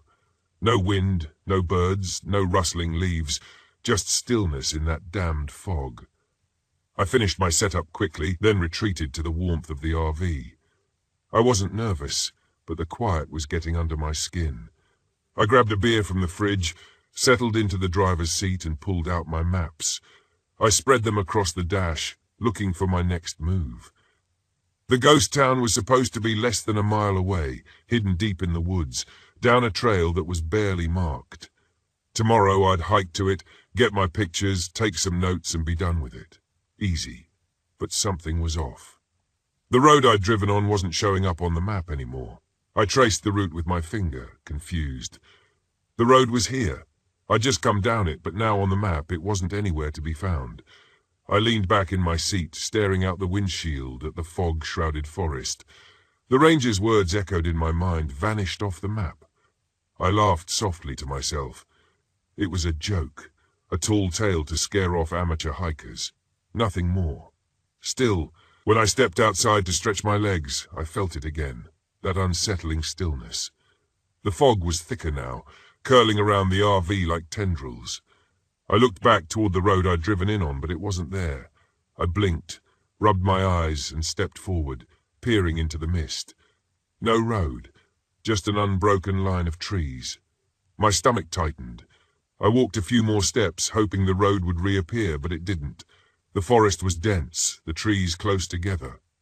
There was no sign of the path I had taken just hours earlier. It was as if it had been swallowed whole. I jogged back to the RV, heart racing now. I grabbed my flashlight and marched back to where the road should have been, sweeping the beam through the fog, but all I could see were trees, tall, dark, and oppressive. My breath fogged the air in front of me as I stood there, trying to make sense of it. The road couldn't just vanish. I hadn't gotten lost. I couldn't have. But when I turned back toward the RV, I felt it. That creeping sensation that I wasn't alone. I swung the flashlight around, heart pounding, and for a split second, I thought I saw movement in the fog. A figure, tall and thin, slipping between the trees. "Hello." My voice cracked. I regretted speaking as soon as the word left my mouth. The fog swallowed my voice, leaving nothing but silence in its wake. I scanned the tree line again. Nothing. I backed toward the RV, my nerves on edge, and hurried inside, locking the door behind me. I wasn't about to let a little fog and a missing road freak me out, but something felt wrong.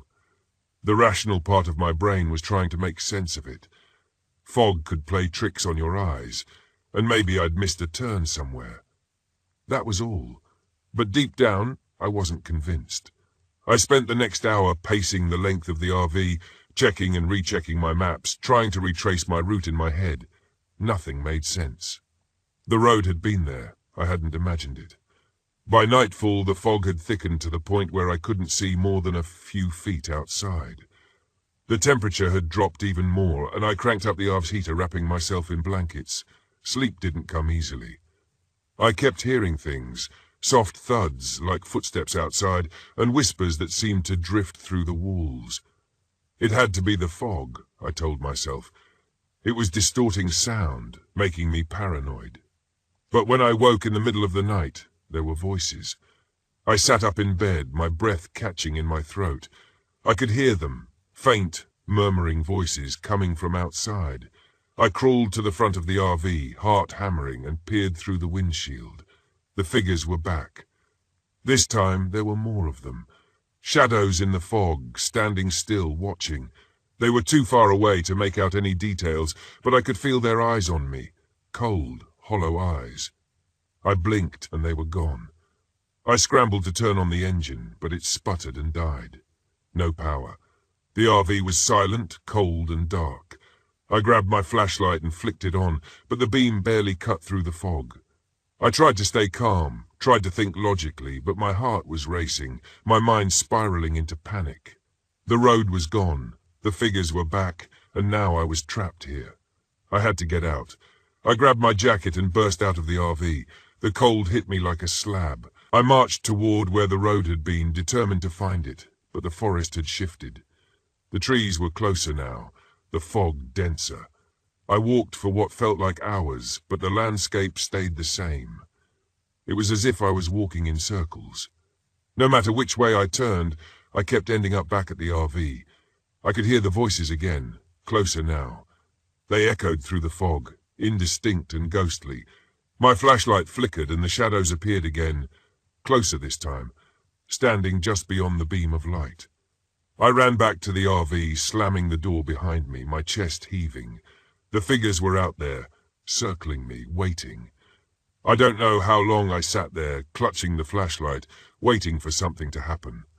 The fog pressed against the windows and the shadows loomed outside, never coming closer but never leaving. Morning came, though I could barely tell. The fog hadn't lifted and the road was still gone. I tried the engine again, and this time it roared to life. Relief washed over me, but it was fleeting. I turned the RV around, driving slowly back the way I had come. If the road was there, I couldn't see it.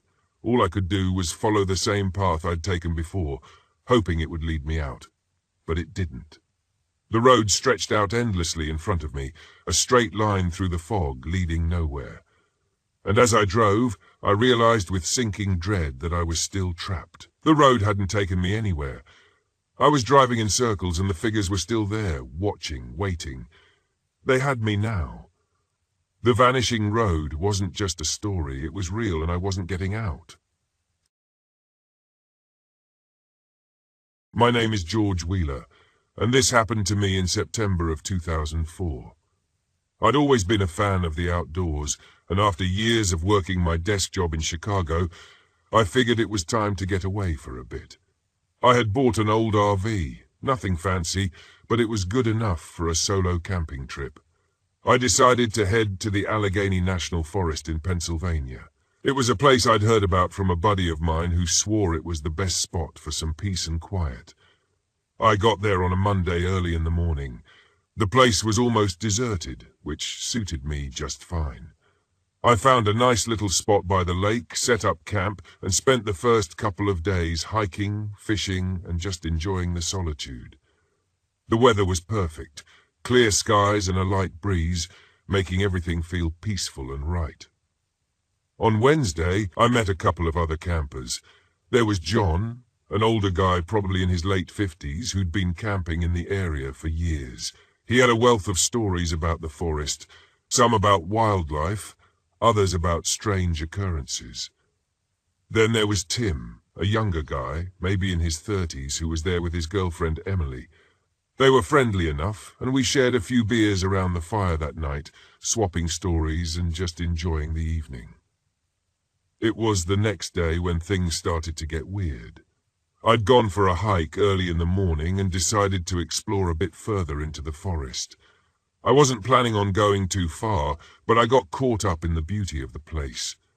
The deeper I went, the denser the forest became, and soon enough I realized I'd lost track of time. As I was making my way back, I stumbled across an old abandoned cabin.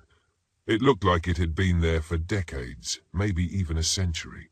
The windows were broken, the door was hanging off its hinges, and the whole place gave off a feeling of desolation. I'm not usually one to get spooked, but something about that cabin didn't sit right with me. I didn't stick around to explore it. Instead, I took a quick look and decided it was time to head back to camp. But as I turned to leave, I heard a noise coming from inside the cabin. It was faint, almost like a whisper. I stood there for a moment, listening, but when it didn't happen again, I shrugged it off as my imagination and started back. That night, back at the campsite, I couldn't shake the feeling that I was being watched. I'd set up a small fire and was cooking dinner when I noticed the forest around me had gone unnaturally quiet. No crickets, no birds, nothing, just an eerie silence. It was unsettling, but I tried to ignore it. Then I heard it again, that same faint whisper from the cabin. Only this time, it was closer. I looked around, but I couldn't see anything in the dark. I figured it was just the wind playing tricks on me. Still, I decided to call it a night and headed into the RV, locking the door behind me. The next day I ran into John again. He noticed I looked a bit rattled and asked what was up. I told him about the cabin and the weird noises. His face went serious, and he told me there were stories about that part of the forest. People had gone missing over the years, and some locals believed the forest was cursed. He told me about a creature they called Bledo. Supposedly, it was an old legend, something about a hunter who'd gone mad and turned into a beast. I laughed it off, thinking it was just another one of those campfire tales meant to scare tourists. John just shook his head and told me to be careful. That evening, as the sun was setting, I went for a walk around the lake to clear my head. I noticed Emily sitting by the water, looking a bit upset. I walked over and asked if everything was all right. She told me that Tim had gone for a hike that morning and hadn't come back yet. She was worried, but didn't want to call for help just yet, thinking he might just be exploring. I offered to help look for him, and we set off into the forest, calling his name as we went. Deeper into the woods, that uneasy feeling returned. The sun had dipped below the horizon, and the forest was getting darker by the minute. We must have walked for about an hour when we heard something rustling in the bushes. We both froze, straining to see what it was. Out of the darkness, Tim stumbled into view. His clothes were torn, and he had a wild look in his eyes. He was breathing hard, almost hyperventilating. Emily rushed to him, but he pushed her away, screaming about something chasing him. I tried to calm him down, but he was hysterical. He kept rambling about a shadow that had followed him, something with glowing eyes. I exchanged a worried glance with Emily, and we decided it was best to get him back to camp and call for help. That night, Tim wouldn't sleep. He kept pacing around the campsite, muttering to himself. I sat up with him, trying to get more out of him, but he was too far gone, just repeating the same thing over and over about the shadow with glowing eyes. Around midnight, I heard that whisper again. This time, it was right outside the RV. I grabbed a flashlight and went to the window, shining it into the darkness. For a second, I thought I saw something move, but it was gone before I could get a good look. In the morning, Tim was gone. Emily was frantic, and we searched the area around the campsite, but there was no sign of him. John suggested we go to the ranger station and get help. Emily and I agreed, and we made our way there, leaving John to keep an eye on the campsite. The rangers organized a search party, and we spent the whole day combing through the forest. By the time we got back to the campsite, it was almost dark. John was waiting for us, looking shaken. He told us he'd seen something moving in the trees while we were gone, something big and fast. That night, I couldn't sleep. I sat by the fire, clutching a knife and keeping an eye on the forest. I must have dozed off at some point because I was woken by a blood-curdling scream. I jumped up, my heart pounding, and saw Emily standing by the edge of the forest, screaming Tim's name. I ran over to her, and that's when I saw it, a shadowy figure just at the edge of the firelight, watching us. It had glowing eyes, just like Tim had described. I froze, my mind racing. Emily was still screaming, and the thing started to move toward us. I grabbed her arm and pulled her toward the RV. We slammed the door shut and locked it, listening as the thing circled outside. It was making strange noises, almost like it was taunting us. We sat there holding our breath until the noises finally stopped. The next morning we found John's campsite deserted. His RV was there, but he was gone. There were no signs of a struggle, just an eerie silence. Emily wanted to leave, and I couldn't blame her. We packed up our things and headed for the ranger station, determined to get out of there. As we were driving, something slammed into the side of the RV. The force of it nearly knocked us off the road. I managed to keep control and pulled over, my hands shaking. We looked out the windows, but there was nothing there, just the quiet forest watching us. We made it to the ranger station and reported everything. The rangers didn't seem too surprised, which was unsettling in itself. They organized another search party for John, but told us it was best if we left. Emily and I drove out of the forest, not saying a word. We were both in shock, trying to process what had happened. As we got back to civilization, we parted ways, promising to keep in touch, but knowing we probably never would. I've thought about that trip a lot over the years. I never went back to the Allegan National Forest, and I sold the RV not long after. I still go camping, but I stick to more populated areas now. Every now and then, I'll hear a faint whisper when I'm alone in the woods, and it takes me back to that night. I don't know what we saw out there, but I know I'll never forget it. And sometimes, late at night, I wonder if it's still out there, watching, waiting for its next victim. My name is Jeb Diam Morgan, and this happened to me in 1998. I'm a police officer in Pine Ridge, a small town tucked away in the Colorado Rockies. I've been with the force for about 15 years now, and nothing much surprises me anymore.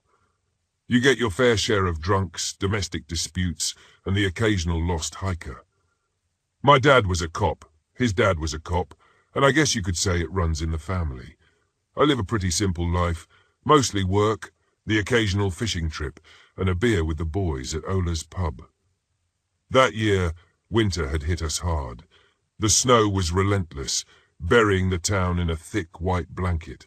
Roads were nearly impassable, and we were busy with fender benders and folks needing rescue from their snowed-in homes. One night, while I was working the late shift, I got a call that would change everything. The call came in around 11 p.m. Dispatch told me there was a disturbance out by the old Thompson place, a cabin up in the woods that had been abandoned for years. Kids sometimes used it as a hangout spot, but mostly it stayed empty. The caller was a local woman, Malene Harrow, who lived a mile or so down the road. She said she'd heard screaming and what sounded like gunshots. I grabbed my coat and headed out, radioing for backup. My partner, Ray Hobbs, was on his way back from a call in the next town over, so I figured I'd get there first. The snow was falling heavily and the roads were slick. I drove slow, my truck's headlights cutting through the darkness. When I arrived, the place looked deserted. The cabin was a ramshackle affair, its roof sagging under the weight of the snow. I stepped out of the truck, the cold biting through my coat. There was no sign of anyone, but I could see footprints in the snow leading around the back of the cabin. I followed them, my hand resting on the butt of my gun. As I rounded the corner, I saw the back door was ajar, swinging slightly in the wind. I drew my weapon and called out, "Pine Ridge Police! Anyone here?" No answer. I stepped inside, my breath visible in the freezing air. The interior was dark and smelled of mold and decay. I moved through the rooms cautiously, my flashlight cutting through the gloom. The place looked like it hadn't been touched in years, but there were fresh tracks in the dust. Someone had been here recently.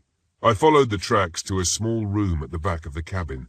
The door was shut, and I could hear faint noises from inside. "Pine Ridge Police, open up!" I called out again. This time I got a response, a low moaning sound like someone in pain. I pushed the door open and nearly gagged at the smell. The room was a mess, with old furniture and trash strewn about. In the corner, a man was slumped against the wall, covered in blood. His eyes were wide with fear, and he was clutching his stomach. "Help me," he gasped, blood bubbling from his lips. I knelt beside him, trying to assess the damage. He'd been shot, and it didn't look good. I radioed for an ambulance, but I knew it would take a while for them to get through the snow. "Who did this to you?" I asked, trying to keep him talking. His eyes flickered toward the door, and he whispered, "He's still here." I spun around just in time to see a figure darting out of the cabin. I gave chase, my heart pounding. The snow was deep, and it slowed me down, but I kept going. The figure was fast, moving with a strange, almost inhuman grace. I could just make out the outline of a tall man wearing dark clothes. "Stop, police!" I shouted, but he didn't even glance back. He disappeared into the trees, and I skidded to a halt, panting. There was no way I could catch him in this snow. When I got back to the cabin, Ray had arrived along with the ambulance. The paramedics were working on the man, but it didn't look good. Ray gave me a grim look. "What the hell happened here, Jeb?" I shook my head. "I don't know, Ray. The guy said someone was still here, but he got away. Tall, dark clothes, moved fast, like he knew these woods." The paramedics loaded the man onto a stretcher, but he was unconscious by then. They rushed him to the hospital, but I had a sinking feeling he wasn't going to make it. Rye and I searched the cabin, but there wasn't much to find, just the mess and the blood. We headed back to the station, trying to piece together what had happened. The man had no ID on him, and his face wasn't familiar. We ran his prints, but nothing came up. It was like he didn't exist. We put out a bolo for the suspect, but with such a vague description, it wasn't likely we'd find him. The next day, we got the news that the man had died in the hospital. The doctor said he'd lost too much blood. We still didn't know who he was, and without a name, it was hard to find any leads. The whole thing was a dead end, and it gnawed at me. A few days later, another call came in. This time it was a missing person, a local man named Harold Dunlap. His wife reported that he hadn't come home after going out to check on their generator. I knew Harold. A good guy, always ready with a joke or a helping hand.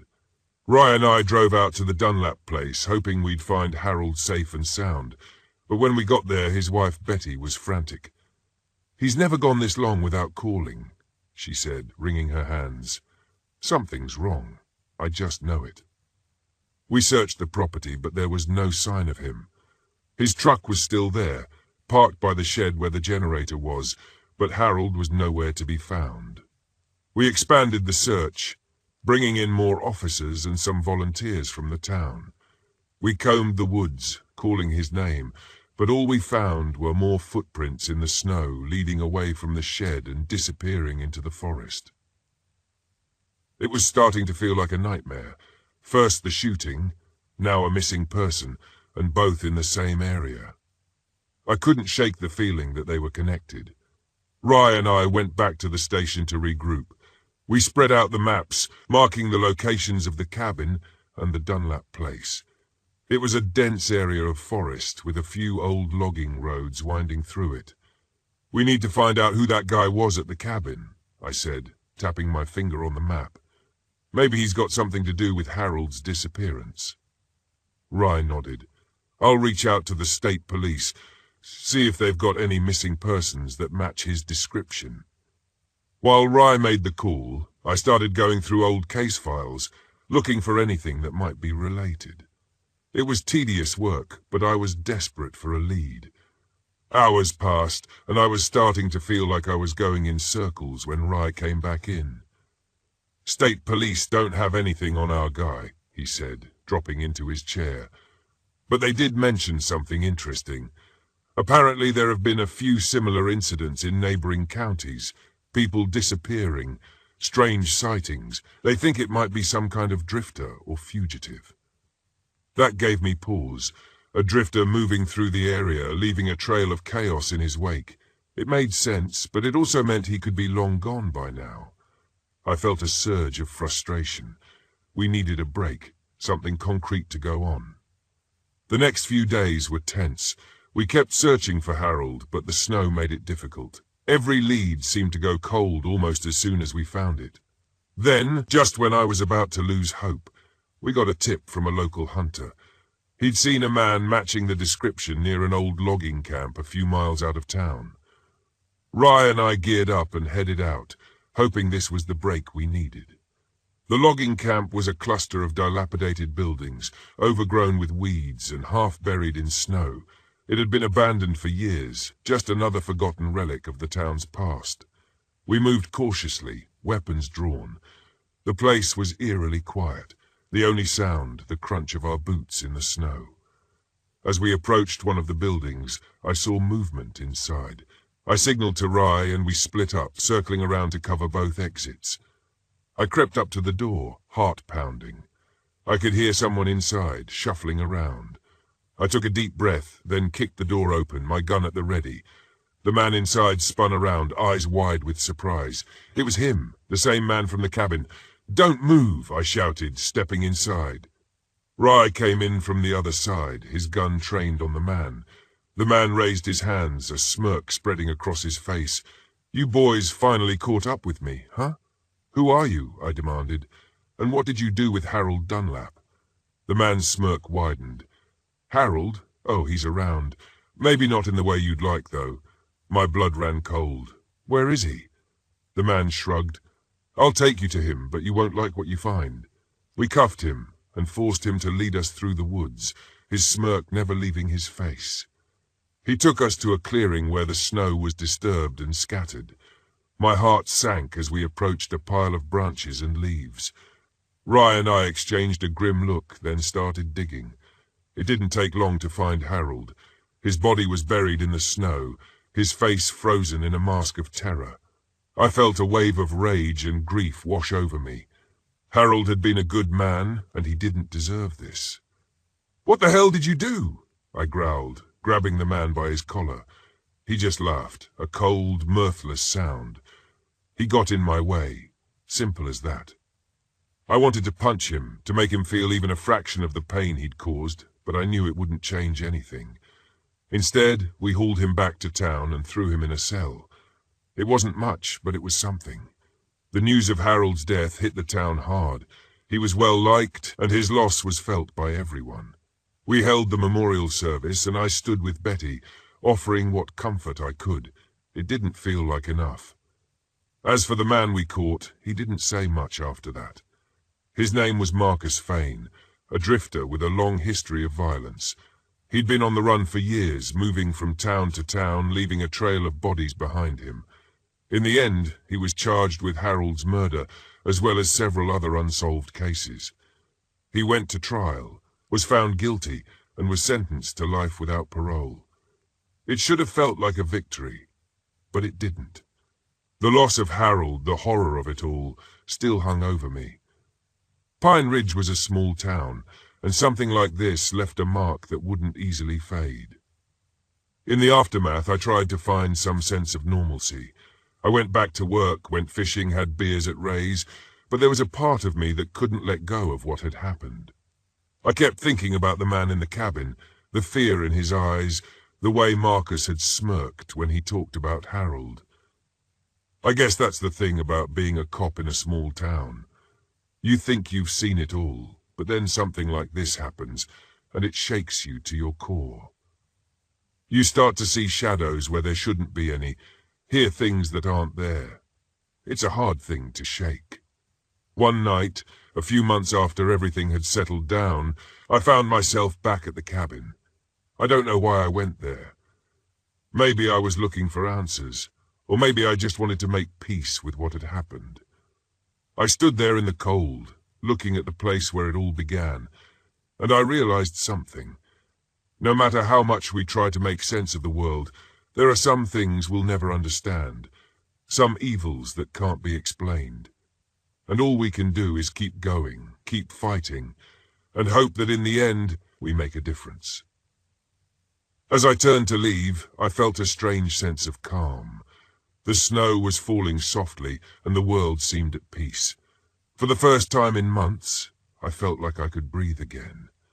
And as I walked back to my truck, I knew that while the scars would always be there, I'd find a way to move forward, to honor Harold's memory and to keep fighting for the people of Pine Ridge. Because that's what it means to be a cop. You don't give up, no matter how hard it gets. You keep going. My name is Timothy Roberts, and this happened to me on July 11th, 1997. I was just another guy in his late 20s who loved the outdoors. Work at the auto repair shop was slow, so I decided to take a solo camping trip in my old RV. I headed to a place called Catfish Lake in the backwoods of Louisiana. It was the perfect spot, quiet, remote, and barely known. I arrived in the afternoon, parked the RV by the water, and set up my fishing gear. The lake shimmered in the sunlight, surrounded by thick trees that cast long shadows. There wasn't a soul around, and that's how I liked it. I'd brought along my old Winchester rifle, just in case. You never know what you might encounter in these parts, and it's better to be safe than sorry. The first night was uneventful. I cooked some fish over the campfire, had a couple of beers, and watched the stars. It was peaceful. But the next morning, things started to feel off. I woke up to find my tackle box open and my gear scattered. I cursed myself for being careless, but I knew I'd closed it the night before. I shrugged it off, figuring it might have been a raccoon or something. After breakfast, I went for a hike around the lake. The forest was dense and quiet, except for the occasional rustle of leaves. I felt like I was being watched, but couldn't shake the feeling. Around midday, I decided to head back. That's when I saw it, a small makeshift camp. It wasn't there yesterday. Someone had been here. The camp looked abandoned, but it was clear someone had left in a hurry. There was a tattered backpack, a few cans of food, and a half-burned fire pit. I called out, but no one answered. A chill ran down my spine. I didn't like the idea of someone lurking around. Back at my RV, I couldn't shake the unease. I checked my rifle, making sure it was loaded, and double-checked the locks on the doors. The rest of the day passed slowly. I stayed close to the RV, keeping an eye out for any signs of movement. Night fell, and the forest came alive with the sounds of crickets and owls. I was sitting by the campfire reading a book when I heard a branch snap. My head jerked up, and I peered into the darkness. "Hello?" I called out. No answer. I grabbed my flashlight and shined it around. Nothing. I decided to call it a night and headed inside, locking the door behind me. In the middle of the night, I woke up to a soft scratching sound. My heart pounded as I reached for the rifle. The sound was coming from the door. I tiptoed over and looked through the small window. A figure stood there, barely visible in the dim moonlight. It was tall, hunched over, and moved in a jerky, unnatural way. "Who's there?" I shouted. The scratching stopped. The figure didn't move. I aimed the rifle at the door and waited. Minutes felt like hours. Then it slowly backed away and disappeared into the trees. I didn't sleep for the rest of the night, sitting with the rifle in my lap, eyes glued to the door. The next morning, I found deep claw-like marks on the door. Whatever it wasn't human. I packed up my stuff ready to leave, but the RV wouldn't start. I checked the engine and found the wires chewed through. Panic set in. I was stranded. I decided to hike out to the nearest town, about 20 miles away. I had my rifle, a backpack with some food and water, and a map. I started walking, keeping to the trail. The forest was eerily silent, and I kept looking over my shoulder, feeling like I was being followed. Around noon, I stopped to rest. That's when I heard a blood-curdling scream. It was close, too close. I gripped my rifle and moved cautiously toward the sound. What I saw made my blood run cold. A man, or what was left of him, lay torn apart on the ground. His face was frozen in terror, and his body was a mess of blood and gore. I turned and ran. I didn't know where I was going, just that I needed to get away. The forest seemed to close in around me, the trees becoming a blur. I tripped and fell, scrambling to get back up. That's when I saw it again, the figure from the night before. It was closer now, moving toward me with that same jerky gait. I fired the rifle, the shot echoing through the trees. The figure didn't flinch. I fired again, and it stopped, tilting its head as if studying me. Then it let out a sound, a horrible, guttural noise that made my skin crawl. It charged. I barely had time to react. I fired one last shot, and then turned and ran, my lungs burning, heart pounding in my ears. I stumbled onto a dirt road and followed it, hoping it would lead to safety. The figure didn't follow, but I could still feel its presence lurking somewhere behind me. Hours passed before I finally saw lights in the distance, a small gas station. I stumbled inside, breathless and frantic. The clerk looked up, startled. "Help me," I gasped. "Something's out there." The police arrived not long after. They found the body and the remains of the campsite, but no sign of the creature. They took my statement, though I could tell they were skeptical. I didn't care. I was just glad to be alive. I never went back to Catfish Lake. The RV was towed and eventually sold for scrap. I moved to a different town, started over. But I can't forget what happened. I still see that figure in my nightmares, hear that awful sound. I don't know what it was, but I gave it a name. Grim. Grim wasn't human. It wasn't an animal. It was something else, something that shouldn't exist. And it's still out there, somewhere in those woods, waiting. I've always loved uncovering forgotten stories. It's why I became an urban explorer. digging into history and capturing it for my YouTube channel. The old ruins, ghost towns and abandoned buildings have always felt alive to me, whispering secrets of those who came before. That's what brought me to Shawnee State Forest, deep in the heart of Ohio. Locals called it the Little Smokies, and I'd heard rumors of old settler cabins and stone ruins hidden in its dense woods. Some said the forest was cursed, haunted by the spirit of a witch known as the Crone. Perfect for my channel, spooky stories pull in views, and honestly, I didn't believe any of it. I rolled my RV into a secluded campsite just past a trailhead, the dense trees swallowing me in their shadows. The air felt different here, heavy, like the forest was holding its breath, but I brushed it off. I was here to explore, document, and let's be real, give my audience a little scare. The first day was promising. I hiked through the trails, my camera capturing the endless expanse of trees and the occasional wildlife that darted through the underbrush. After a couple of miles, I found my prize, a crumbling stone foundation hidden beneath a tangle of vines. It looked ancient, moss-covered stones, and the air smelled damp and earthy. As I stepped closer, I noticed strange carvings etched into the rock. At first, I thought they were just random scratches from weather or animals, but as I traced my fingers over the grooves, a pattern emerged. Symbols. They were crude but deliberate, forming a jagged star surrounded by looping lines. It looked like something out of a horror movie. I filmed everything, narrating as I went. "This must have been a settler's cabin," I said, zooming in on the carvings. "But these symbols, they don't look like anything I've seen before. Maybe witchcraft. What do you think, guys?" By the time I got back to the RV, the sun was setting, and the forest had grown eerily quiet.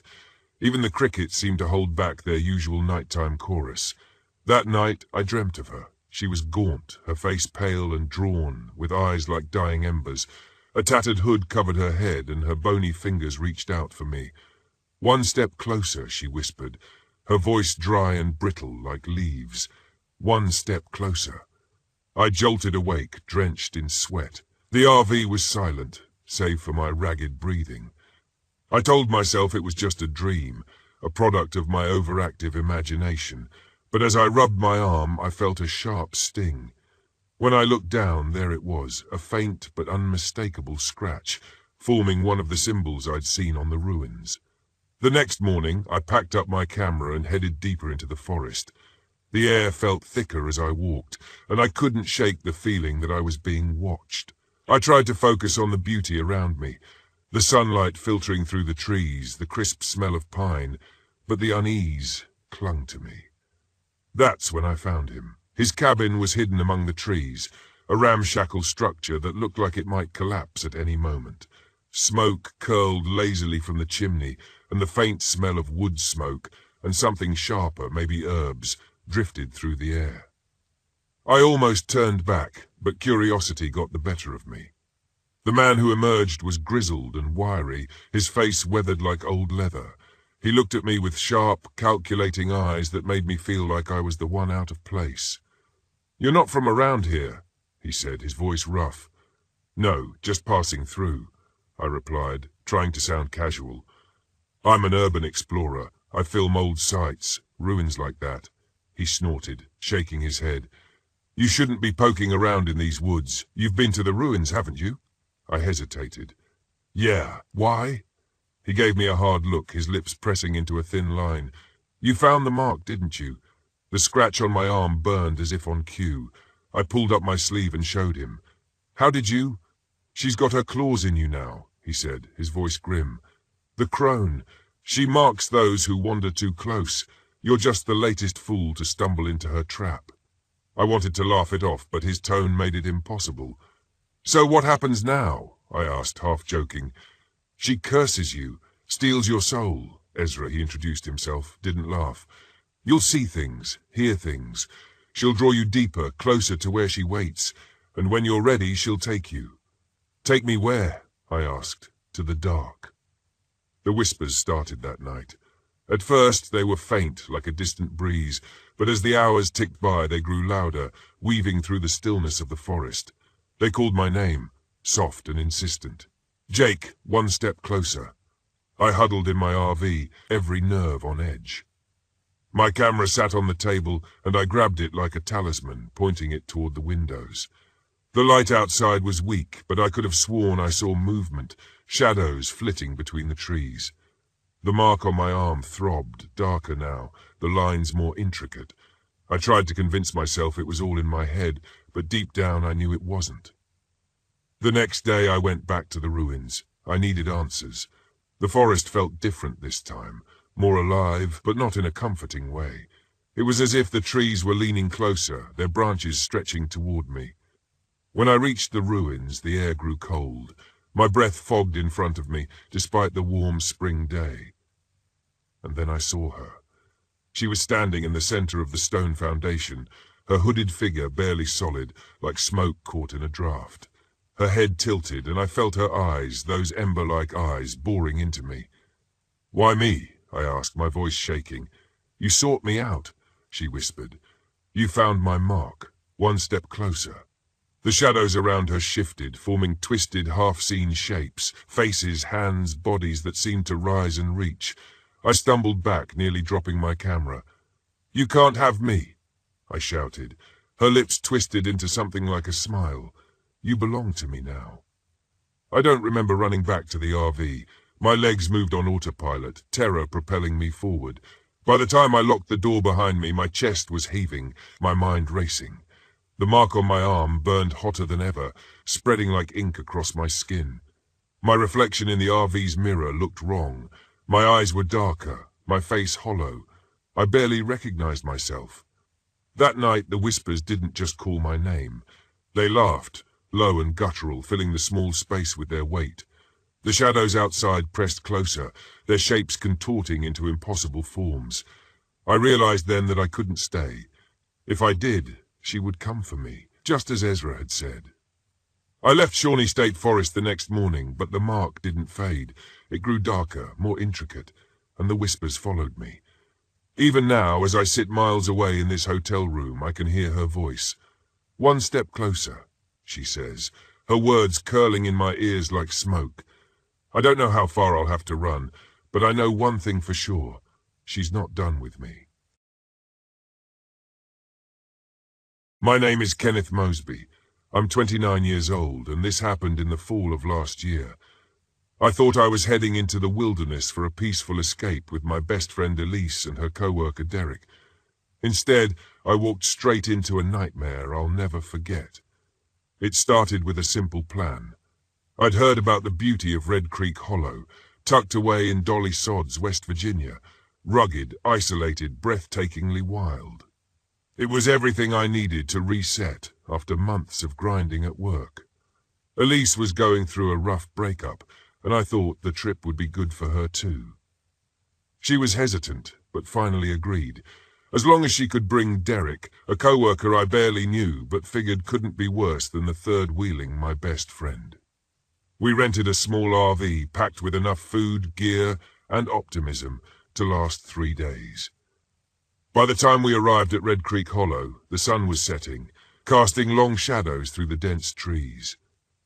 Derek, in his ever-present ball cap, immediately pulled out his camera, excited to document every second of the trip for his YouTube channel. Elise rolled her eyes, muttering something about wannabe influencers, but I brushed it off. I wasn't going to let their tension ruin the trip. We parked the RV near a trailhead, surrounded by towering trees and the distant sound of rushing water. It was peaceful. The kind of quiet you don't realize you miss until you're far from the hum of the city. As we settled in, Derek was still fiddling with his camera, muttering about perfect lighting. Elise cracked open a beer, already annoyed by him. The first sign that something wasn't right came that night.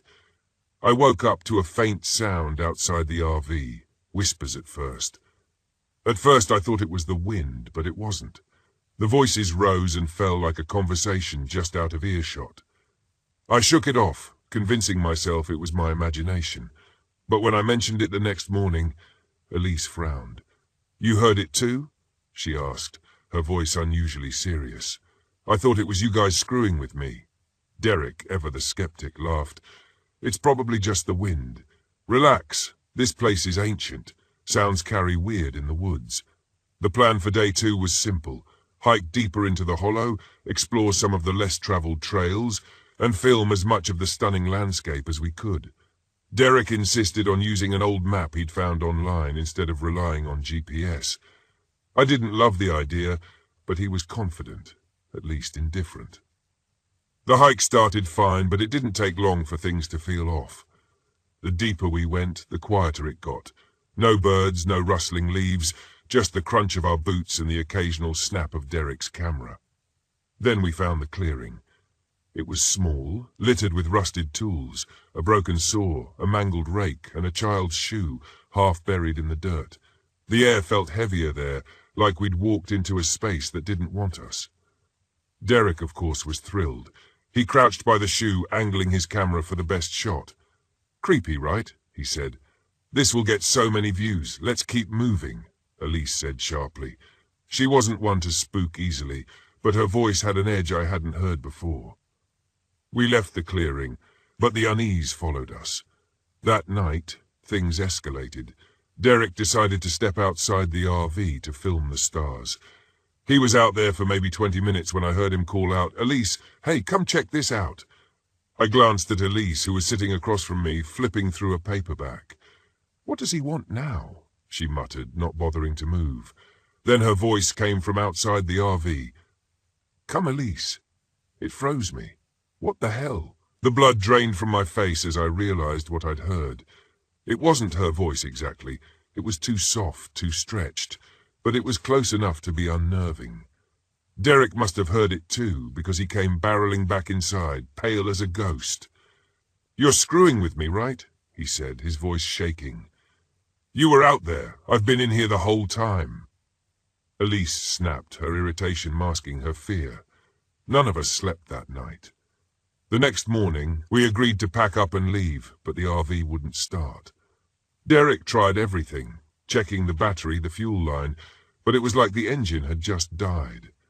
The fog rolled in thick and fast, swallowing the trail and making it impossible to navigate. We decided to hike out, leaving the RV behind. Derek brought his camera, of course, though he was unusually quiet. Elise stayed close to me, her usual bravado replaced by a nervous energy. That's when we started seeing the shadows. At first they were just flickers in the corner of my eye, but soon they became more defined, humanoid shapes darting between the trees, too fast and too quiet to be human. Derek tried filming them, but his camera kept glitching. The screen filled with static whenever he pointed it toward the woods. Then the voices came back. They weren't whispers anymore. They were loud, overlapping, almost frantic. They called our names, begged for help, laughed. Elise broke first, covering her ears and yelling for them to stop. Derek spun in circles, his camera forgotten, shouting into the fog. "Show yourselves!" he screamed. "You want to scare us? Do it!" That's when it appeared. It stepped out of the fog like it had been waiting for the invitation. Tall, impossibly thin. Its body seemed to absorb the light around it. Its face, or lack of one, was a black void, but its presence was suffocating. We froze. Derek, in a panic, picked up a rock and hurled it at the figure. It didn't even flinch. Instead, it turned toward him, tilting its head as if studying him. Then it spoke in Elise's voice. "Help me, Derek. I'm scared." Derek lost it. He ran into the fog, chasing the voice. I screamed for him to stop, but he was already gone. His cries echoed for a moment before fading into silence. Elise and I were alone now. She was shaking, tears streaming down her face. "What do we do, Kenneth? What do we do?" I remembered the legend I'd read before the trip about the entity the locals called the Hollow Man. It thrived on fear and confusion, luring travelers to their doom. The only way to survive was to confront it without fear. A tall order, considering I was terrified out of my mind. "We have to face it," I said, though my voice wavered. "If we run, we're dead." Elise looked at me like I was insane, but nodded. We turned back toward the fog, where the figure still lingered. Its head cocked, like it was amused. It stepped closer, its shadow stretching impossibly far. The voices grew louder, echoing our worst fears. It mimicked Derek's voice, begging for help. Then it spoke in my mother's voice, asking why I'd left her alone before she died. Tears blurred my vision, but I forced myself to take a step forward. "You don't scare me," I lied, my voice trembling. It paused, as if considering my words. The shadows seemed to shrink, the voices dimming. Elise joined me, her hand gripping mine tightly. "You're not real," she said, her voice steadier than mine. The hollow man tilted its head again before dissolving into the fog, leaving us in eerie silence. We found our way back to the RV hours later, exhausted and shaken. Miraculously, it started without issue. We drove out of Red Creek Hollow in silence, the weight of what we'd experienced too heavy to put into words. Derek was never found. Search parties combed the area for weeks, but there was no trace of him, just his camera, discovered by a hiker months later. The last frame showed a shadowy figure standing behind him, its faceless head tilted in that same unnerving way. Even now, I hear whispers sometimes, in the wind, in my dreams. I tell myself it's nothing, but deep down, I know the truth. The Hollow Man isn't done with me, and one day, he'll come back. My name is Paul Kennedy, and this happened to me on June 14th, 1998. I remember the date because it was supposed to be a relaxing trip. Just me, my buddy Jake, and a couple of days off the grid in my old RV. We decided to head out to a spot in the Hawak National Forest in Michigan. It wasn't a popular camping area, but that's what we liked about it. No crowds, just us and nature. Jake and I had been friends since high school. We both worked at the same auto repair shop in Detroit. Life had been stressful, and we needed a break. I packed up the RV with all the essentials, beer, food, fishing gear, and a couple of lawn chairs. Jake brought his guitar. We were ready for some peace and quiet. The drive was uneventful. We got to the campsite by late afternoon. The place was perfect, secluded, with a clear view of the lake and plenty of trees for shade. We set up a small campfire and settled in. By the time the sun started setting, we were a couple of beers in and feeling pretty good. "Man, this is the life," Jake said, strumming a tune on his guitar. "You said it," I replied, leaning back in my chair and looking up at the sky. No work, no worries, just us and the great outdoors. We stayed up late, talking about old times, laughing and enjoying the quiet. Around midnight, we called it a night. I crashed in the RV, and Jake set up a tent right next to it. The first night was peaceful. I woke up to the sound of birds chirping and the smell of bacon. Jake was already up, cooking breakfast over the fire. "Morning, sunshine," he greeted me with a grin. "Hope you're hungry." We spent the day fishing and exploring the area. By late afternoon, we'd caught enough fish for dinner. We cooked them over the campfire, enjoying the simple pleasures of life. As night fell, we repeated our routine. More beers, more music, and more laughter. It was the second night that things took a turn. We were sitting by the fire, the flames casting flickering shadows around us. The forest seemed different, quieter somehow. The usual sounds of crickets and frogs were absent. "You notice how quiet it is?" Jake asked, looking around.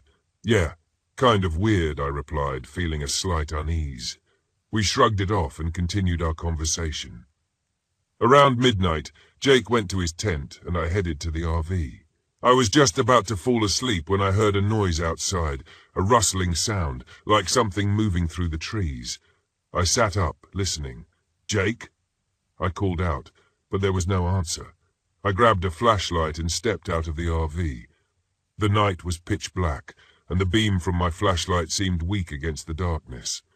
I walked around the campsite, shining the light into the trees. "Jake, you out here?" I called again. Still no answer. I figured he might have gone to the lake for a late-night pee. I walked down to the water's edge, but he wasn't there. A sense of dread started creeping in. I turned back to the camp, and that's when I saw it. A figure was standing near the RV, barely visible in the dim light. It was tall, hunched over, and its eyes reflected the light from my flashlight. I froze, my heart pounding in my chest. "Who's there?" I shouted, trying to sound braver than I felt. The figure didn't move. I took a step closer, and it vanished into the darkness. I ran back to the camp, my mind racing. I shook Jake's tent, but there was no response. I unzipped it and found it empty. Panic set in. "Jake, where are you?" I shouted, my voice echoing through the silent forest. I grabbed a hunting knife from the RV and started searching the area. I called out for Jake, but the only response was eerie silence. Hours passed, and there was no sign of him. Exhausted and terrified, I retreated to the RV, locking the doors and staying awake until dawn. The next morning, I found Jake's tent and belongings scattered around the campsite. It looked like there had been a struggle. I knew something bad had happened. I drove to the nearest ranger station and reported him missing. The rangers organized a search party, but they found nothing. No tracks. No signs of Jake.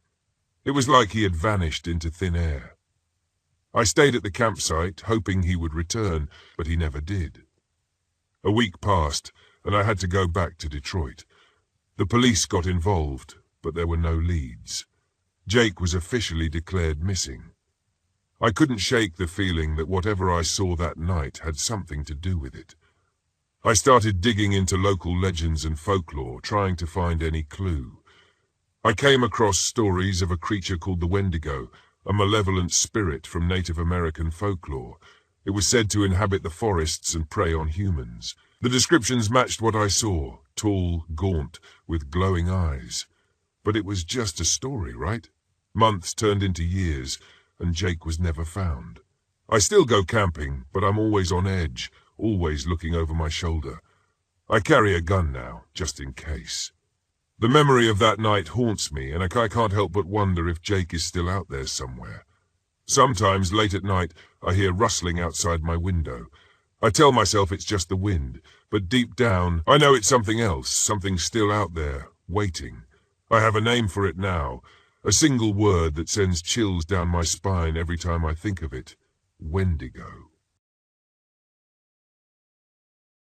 My name is Stephen Campbell, and this happened to me back in 2016. I was a small-town cop in Marquette, Michigan. You know, the kind of place where everyone knows everyone, and not much really happens. Except this one time, something did happen. Something that still haunts me to this day.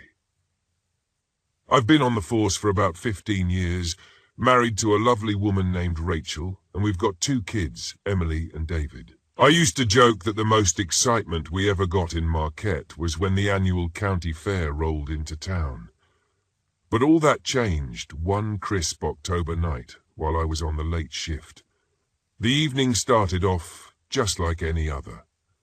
I was sitting in my patrol car, parked near the old sawmill at the edge of town. It was one of those nights where the air was so clear you could see every star in the sky. I was sipping my lukewarm coffee and listening to the local radio station, thinking about how I'd rather be at home watching TV with Rachel. Suddenly, the dispatcher's voice crackled over the radio. "Unit 7, we've got a 1031 at the Jenkins place. Possible intruder. Respond immediately." A possible intruder at the Jenkins place? That was strange. Old man Jenkins lived alone after his wife passed away a few years back. He was a quiet guy, kept to himself, but everyone in town respected him. I turned on my siren and sped towards the Jenkins place, my heart pounding in my chest. The Jenkins house was an old Victorian on the outskirts of town, surrounded by dense woods. When I arrived, the front door was wide open, and the lights inside were flickering. I drew my gun and cautiously approached the house. "Mr. Jenkins, it's Officer Hanlon. Are you all right?" I called out, but there was no response. I stepped inside, the floorboards creaking under my weight. The place was a mess, furniture overturned, papers scattered everywhere. It looked like a struggle had taken place. I moved through the rooms, checking each one, but found nothing until I reached the basement door. The door was ajar, and I could hear a faint, muffled sound coming from below. Taking a deep breath, I descended the stairs, my flashlight cutting through the darkness. The basement was damp and smelled of mold, but what caught my attention was a trail of blood leading to a corner of the room. "Mr. Jenkins?" I called out again, my voice trembling. In the corner, slumped against the wall, was Old Man Jenkins. He was barely conscious, blood seeping from a wound on his head. Kneeling beside him, I checked his pulse. It was weak, but he was still alive. "Who did this to you?" I asked, but he could only manage a faint whisper. "He's still here." Before I could ask anything else, I heard a noise behind me. Spinning around, I saw a shadowy figure standing at the top of the stairs. The light from my flashlight caught his face for just a moment. He was tall, with a gaunt face and piercing blue eyes that seemed to glow in the darkness. He wore a tattered coat and looked like he hadn't had a decent meal in weeks. "Freeze! Police!" I shouted, but the figure bolted up the stairs and out of the house. I called for backup and stayed with Mr. Jenkins until the ambulance arrived. The paramedics took him to the hospital, and my fellow officers combed the house and surrounding woods for any sign of the intruder, but it was like he had vanished into thin air. Over the next few days, we got a couple of reports about a strange man lurking around town, but no one could give us a clear description. Jenkins was in critical condition and couldn't provide much more information. The whole town was on edge, and we increased patrols, hoping to catch this guy before he struck again. One evening, about a week later, I was on patrol near the edge of the forest. It was eerily quiet, and I couldn't shake the feeling that I was being watched. My radio crackled to life. "Unit 7, we've got a 1057 missing person report. Franklin Carter, last seen near the old logging road." Franklin Carter was a local teenager known for causing a bit of trouble, but nothing serious. I headed towards the logging road, hoping this was just another case of a kid staying out too late. When I arrived, Franklin's friends were there, looking scared out of their minds. They told me they had been hanging out in the woods, drinking and telling ghost stories, when Franklin wandered off to relieve himself, and never came back. "All right, let's spread out and look for him. Stay within shouting distance," I instructed. We searched for hours, calling out his name, but there was no sign of Franklin. Just as we were about to call it a night, I found something that made my blood run cold. Near a large oak tree, I found Franklin's hat, covered in blood. We continued searching, but as the night wore on, it became clear that something terrible had happened. We called in more officers, and by morning we had a full-scale search operation underway. Despite our efforts, Franklin was never found. The town was in a state of panic. People were locking their doors and windows, afraid to go out after dark. Rumors started spreading about a crazed killer on the loose, and the pressure on the police force was immense. One night I was at home with Rachel and the kids, trying to unwind. Rachel could see the toll this case was taking on me. "Stephen Campbell, you need to get some rest. You're no good to anyone if you're running on empty," she said, concern etched on her face. "I know, Rachel, but I can't shake the feeling that we're missing something, that this guy is out there watching us," I replied. Just then my phone rang. It was the station. "Hanlin, we've got another missing person, Claire Whitman, last seen near the old church." I felt a knot tighten in my stomach. Claire was one of Rachel's friends, a sweet woman who worked at the local diner. I grabbed my coat and headed out, Rachel's worried eyes following me. The old church was abandoned, a relic from the town's past. As I approached, I could see flashlights bobbing around inside. I joined the search party, calling out Claire's name. We found her purse near the altar, but there was no sign of Claire. The fear in the room was palpable as we fanned out to search the surrounding area. I heard a scream. I ran towards the sound, my heart pounding. In a clearing behind the church, we found Claire. She was alive, but barely. She had been beaten and left for dead. We rushed her to the hospital, and she was able to give us a description of her attacker. It matched the man I had seen at Jenkins' house. With Claire's description, we had a solid lead. We intensified our search, but this guy was like a ghost, always one step ahead. Days turned into weeks, and the fear in the town grew. One evening, I was patrolling near the sawmill again, when I saw a flicker of light in the distance. I parked my car and approached on foot, my hand on my gun. As I got closer, I could see the light was coming from an old shack that had been abandoned for years.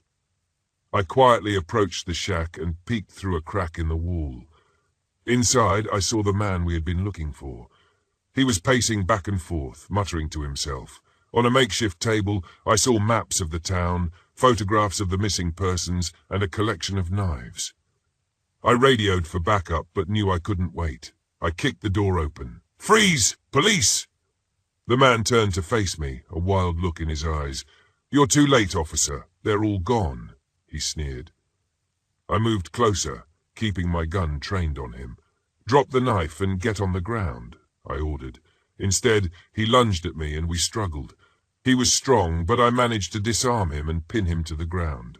Just as backup arrived, we arrested him. We found out his name was Gregory Tate, a drifter with a history of violence. Gregory confessed to the attacks and murders, but his reasons were incoherent, a jumble of paranoia and delusion. He was sentenced to life in prison, and the town slowly began to heal. But the scars remained. The families of the victims never fully recovered, and the fear lingered in the back of our minds. I continued my work as a cop, but I was never the same. The events of that fall changed me, made me more vigilant, more aware of the darkness that can lurk even in the most peaceful places. Rachel and the kids were my anchor, helping me find my way back to some semblance of normalcy. I took some time off, spent it with them, and slowly life regained a sense of normalcy. But every time I drive past the old sawmill or the abandoned church, I remember those nights, the fear, the uncertainty, and the sense of relief when we finally caught the man responsible. Even now, years later, I can't shake the feeling that I let my guard down, that I could have done more. But life goes on, and we do the best we can with the hand we're dealt. Marquette returned to its quiet, uneventful self, but the memory of Gregory Tate and his reign of terror will always be a part of me. So that's my story. It's not one I tell often, but sometimes when the nights are quiet and the stars are bright, I think back to that fall, and I remind myself to always be vigilant, to always watch out for the unexpected. Because you never know what might be lurking in the shadows, even in the safest places. My name is Emily Gordon and I'm 15 years old. This happened in late October, just as the leaves were turning. My parents decided it would be a great idea to drag me on a family camping trip to Ha Ha Tonka State Park in Missouri. I didn't want to go. No signal, no Wi-Fi, no friends. Just the three of us. Me, my dad Tim, and my mom Laura. Dad, ever the history buff, couldn't stop gushing about the ruins of the old castle there. He kept calling it a hidden gem of the Ozarks and babbling about some guy in the early 1900s who tried to build a mansion on a bluff, only for it to burn down. Mom, on the other hand, had read up on the park's legends and was annoyingly excited about ghosts and witches. I just wanted to stay home and binge shows on my phone. But no, we had to bond. We arrived late Friday evening, the park shrouded in a chilly mist. The drive had been tense, Dad complaining about how glued I was to my phone until we lost service, and me rolling my eyes so hard I thought they'd fall out. By the time we got the tent set up, after a lot of Dad's swearing at the mismatched poles, the sun had already dipped below the horizon. Our lanterns sputtered and died as we were unpacking. "Guess we're going old school," Dad muttered, lighting a few small candles Mom had packed. The dim glow of the candles made the shadows in the woods seem darker, thicker. As I sat by the fire scrolling through old photos on my phone, I could have sworn I heard faint whispering. "What's that?" I asked, looking around. "What's what?" Dad replied, stoking the fire. "The whispering," I said. "Probably the wind," he dismissed. Mom glanced up from her camp chair. "Or maybe it's the ghosts of Ha Ha Tonka welcoming us," she teased, wiggling her fingers in mock spookiness. I rolled my eyes again, but I couldn't shake the feeling that someone or something was watching us from the woods. The next morning, we hiked to the castle ruins. The stone skeleton of the mansion sat at the top of a bluff, surrounded by barren trees that looked like bony hands clawing at the sky. It was eerily beautiful. I wandered off with my camera, snapping pictures of the crumbling walls and arched windows. When I reviewed the photos later, I noticed something that made my stomach drop. A faint, translucent figure of a woman standing in one of the windows. She was dressed in old-fashioned clothes, her face blurred like smoke. "Do you see this?" I showed the picture to Mom and Dad. "Just a trick of the light," Dad said, though his brow furrowed as he stared at the screen. Mom tilted her head, a little too intrigued. "Or maybe it's the witch," she said with a grin.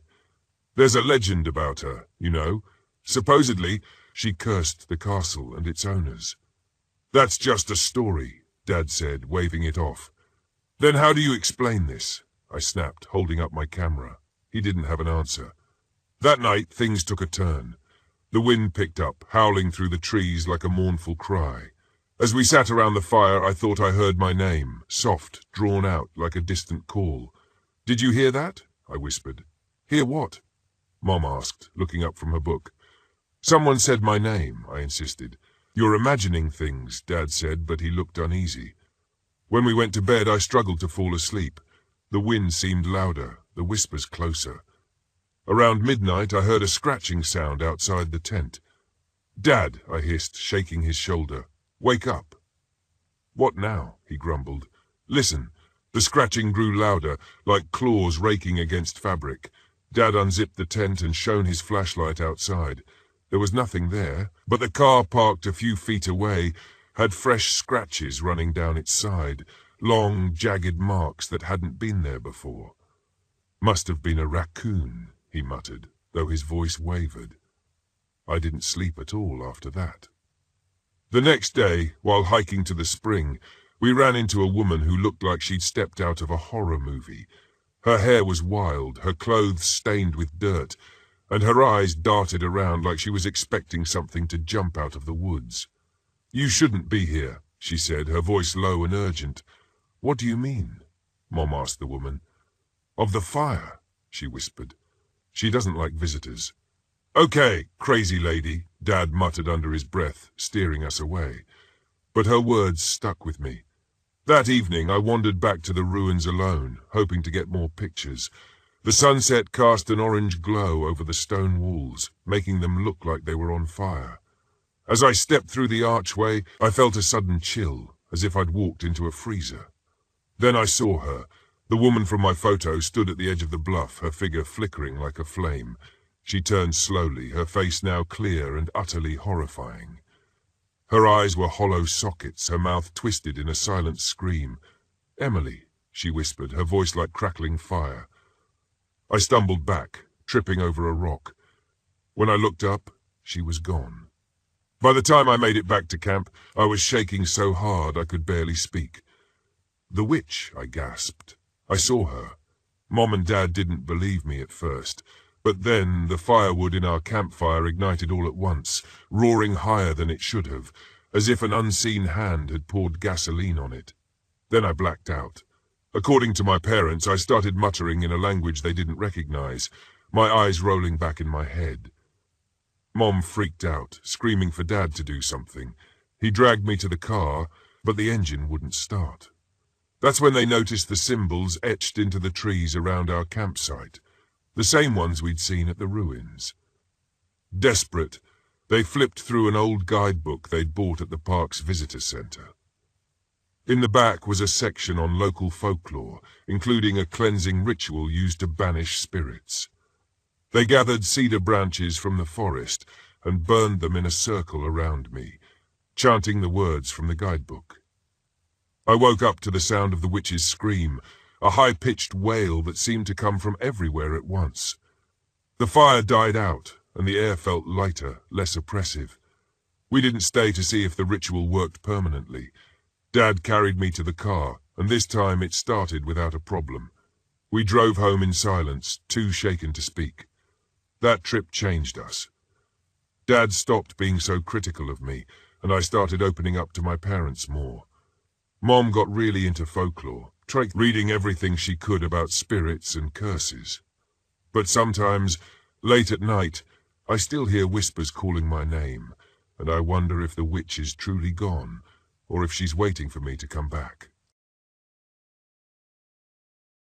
My name is Matthew Smith, and this happened to me on October 17th, 2012. I had always been a big fan of camping, getting away from the chaos of city life and immersing myself in the quiet solitude of nature. That weekend, my friend Owen and I decided to head out to the Black Hills in South Dakota.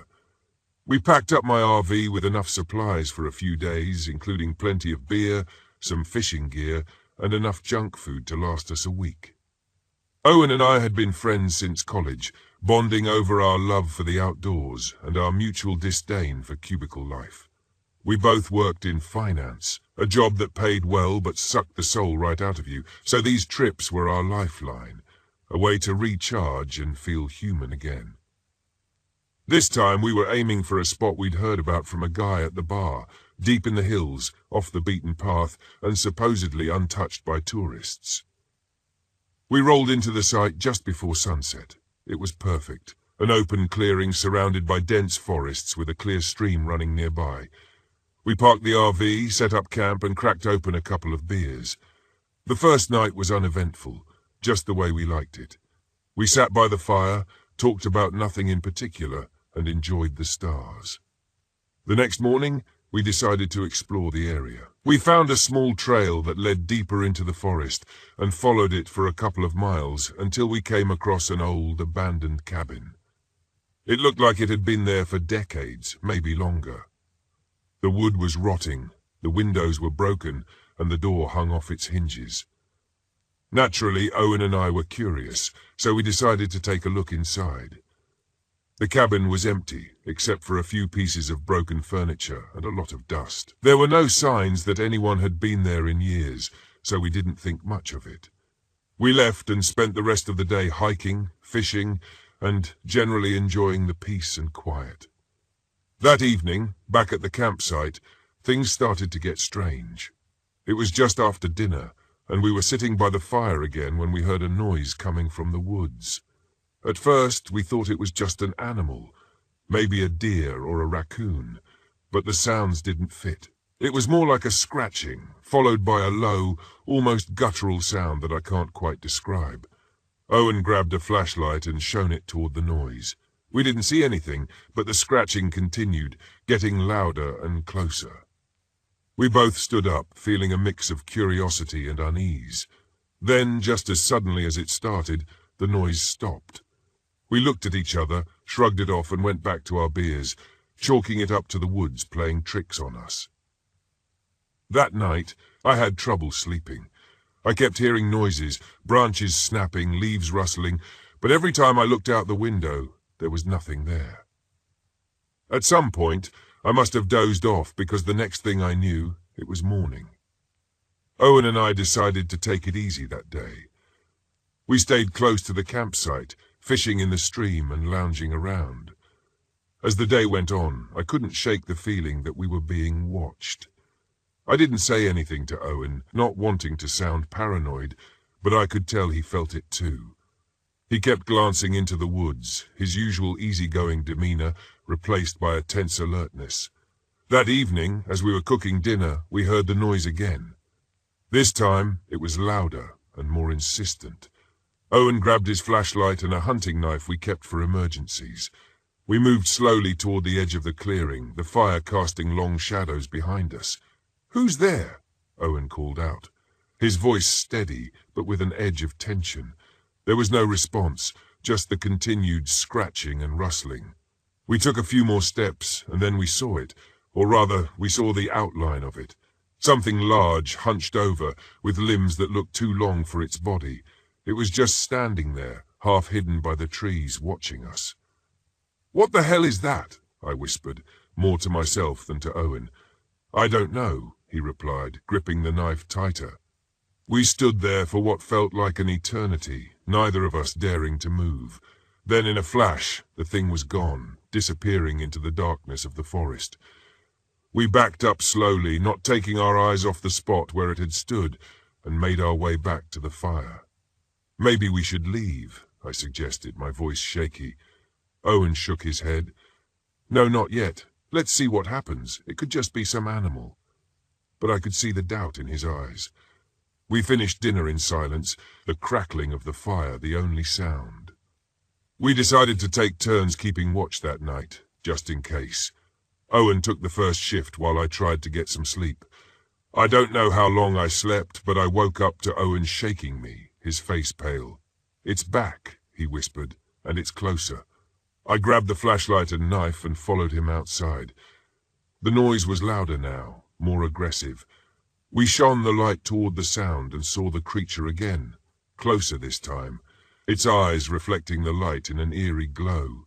It moved slowly toward us, almost as if it was testing us. "Get in the RV," I said, my voice barely a whisper. We backed up slowly, keeping the light on the creature. It followed us, never breaking eye contact.